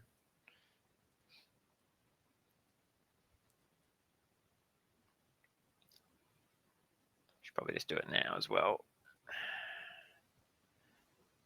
Save on time. So playing the Pyro Surfer probably and attacking. What are we up against? Green white. Unless I was going to say unless they have a 3/3 Veggie. So then maybe I go Malevolent Rumble. Rumble in the jungle.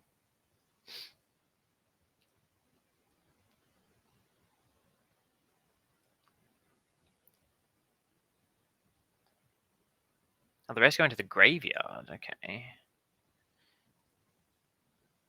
Kind of tempted to take the Repurposer, but just not drawing that many cards. Sorry, the Messenger. Next turn I go Repurposer. I guess I just get 2 Repurposers, whatever.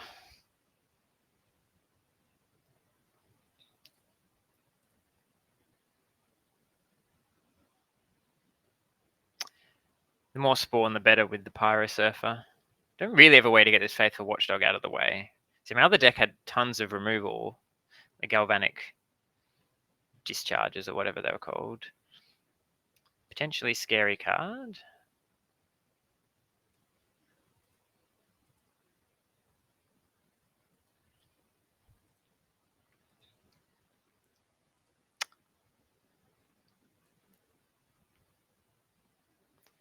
So here, I think we just go Repurposer.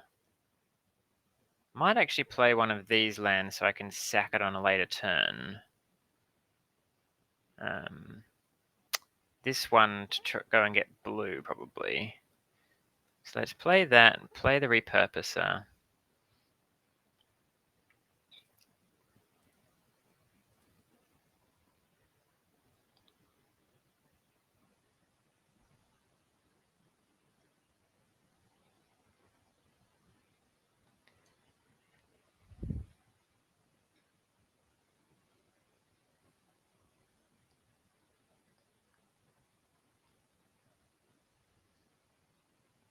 Potentially scary start.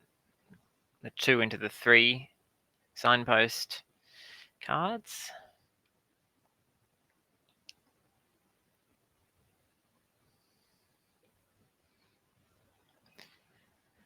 Next turn, can't play the Skyclaw unless I draw a mountain. I could sack these. I'm kind of wanting to keep them around, but I could sack them to do another Purposer and a Brood Scale, which is probably worth it. And hope to hit Scurry of Gremlins or something.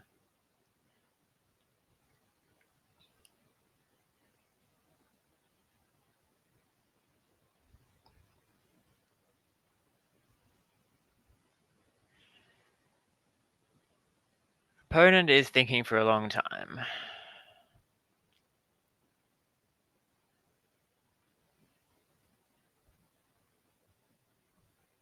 Okay. That's very nice. Because then they can attack with that other modified creatures. So the Watchdog will become bigger. It says Afterlife. Becomes a 5/5, which is pretty big. I'll block this, take the 5.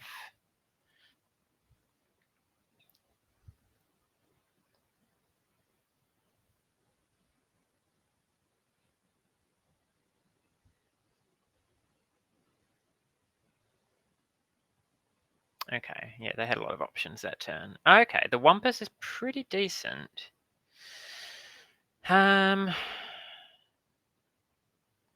So I'm definitely attacking with the Repurposer here. I guess I do that first. Next turn, I'm probably going to cast the Pyro Surfer. Because, like, the Wumpus is just big. Maybe I play the Wumpus. Maybe I take it 2 turns at a time. We attack with this for a start.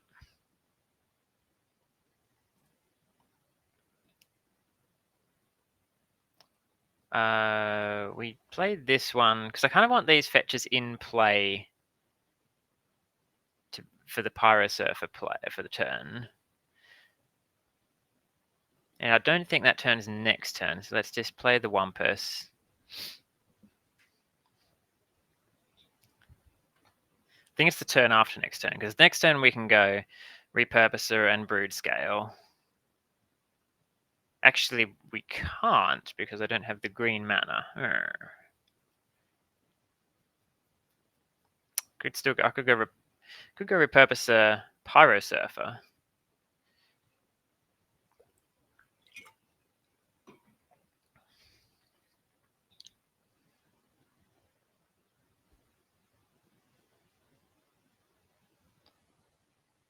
The Pyro Surfer would die on the attacks, but it does get a pretty big attack in, potentially. They have a swamp as well. Okay. The Abzan colors. Both of these look like they tap for blue, which is really messing me up.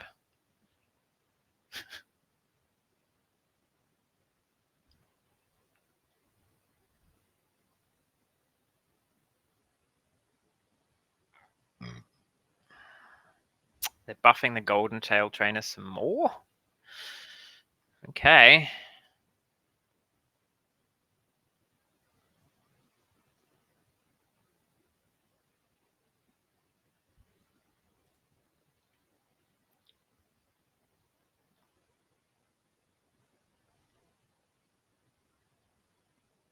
Mentor. And it's an 8/8. Okay. Pass to blockers. I mean, presumably they've got something, but I can't really afford to take all this damage, so just sack this.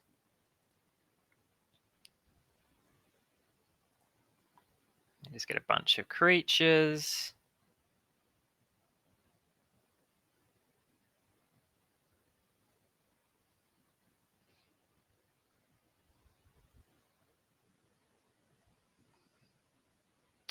Put 2 +1/+1 counters on that one.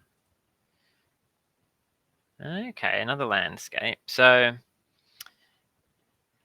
could attack with Wumpus. Yeah, probably attacking with the Wumpus. If they double block, it's a bit annoying. I guess I take out the Watchdog. And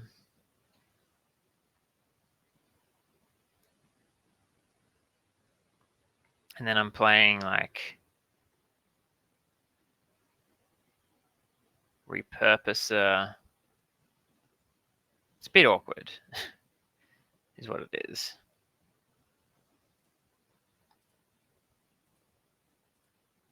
Attack with the Wampus. Okay. Well, that's good, because I'm trying to deal them a burst of damage, so let's go green to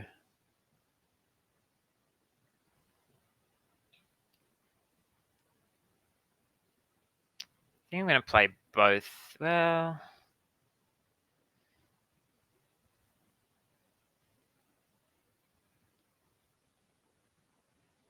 yeah. Well, see, if I play the Pyrosurfer, it gives away what I'm trying to do, but I don't have another green, unfortunately.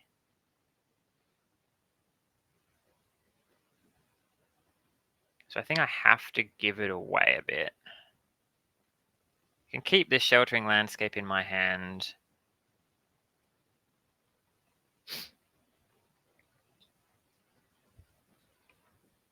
And then play the Pyrosurfer. Not that I want to.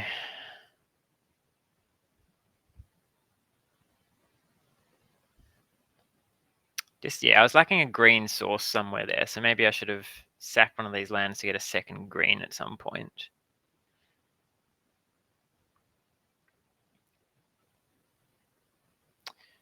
Yeah, that's fine. Okay. So pass to blockers. These two can block this. This is going to get becomes a 4/4 with lifelink, which is a bit of a pain.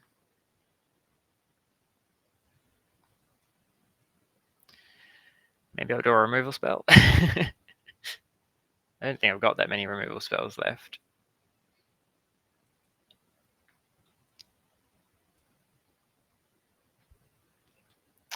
All right.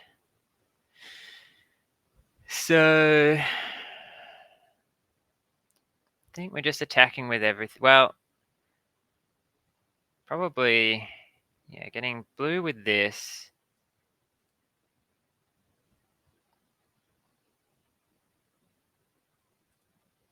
Getting blue with that. We're going and getting another forest with this one. Forest with that. Play this one. Go get, I guess, a mountain with this one. Got many instances of battle cry. 4.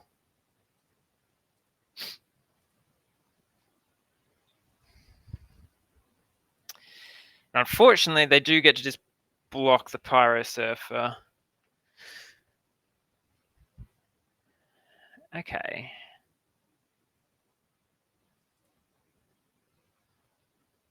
Oh, there we go. Landfall. Four landfall triggers and a bunch of spawn. Enough to win. What's the time? 1:22. Well, I think I'm actually going to have to wrap it up there because I need to have lunch and get to work. So that's going to do it. I once again forgot to obviously copy this into Stream Decker, but thanks so much for watching. I think the first draft was the highlight. If you watched the first draft, happy days. I'll definitely upload that one to YouTube. And yeah, my initial impressions I kind of said during the draft, but format's pretty fast. And you've got to be, yeah, format is fast. That's my takeaway. A lot of thinking, but fewer turns. That's going to wrap it up for this stream. Thanks for watching, and good luck in your own drafts.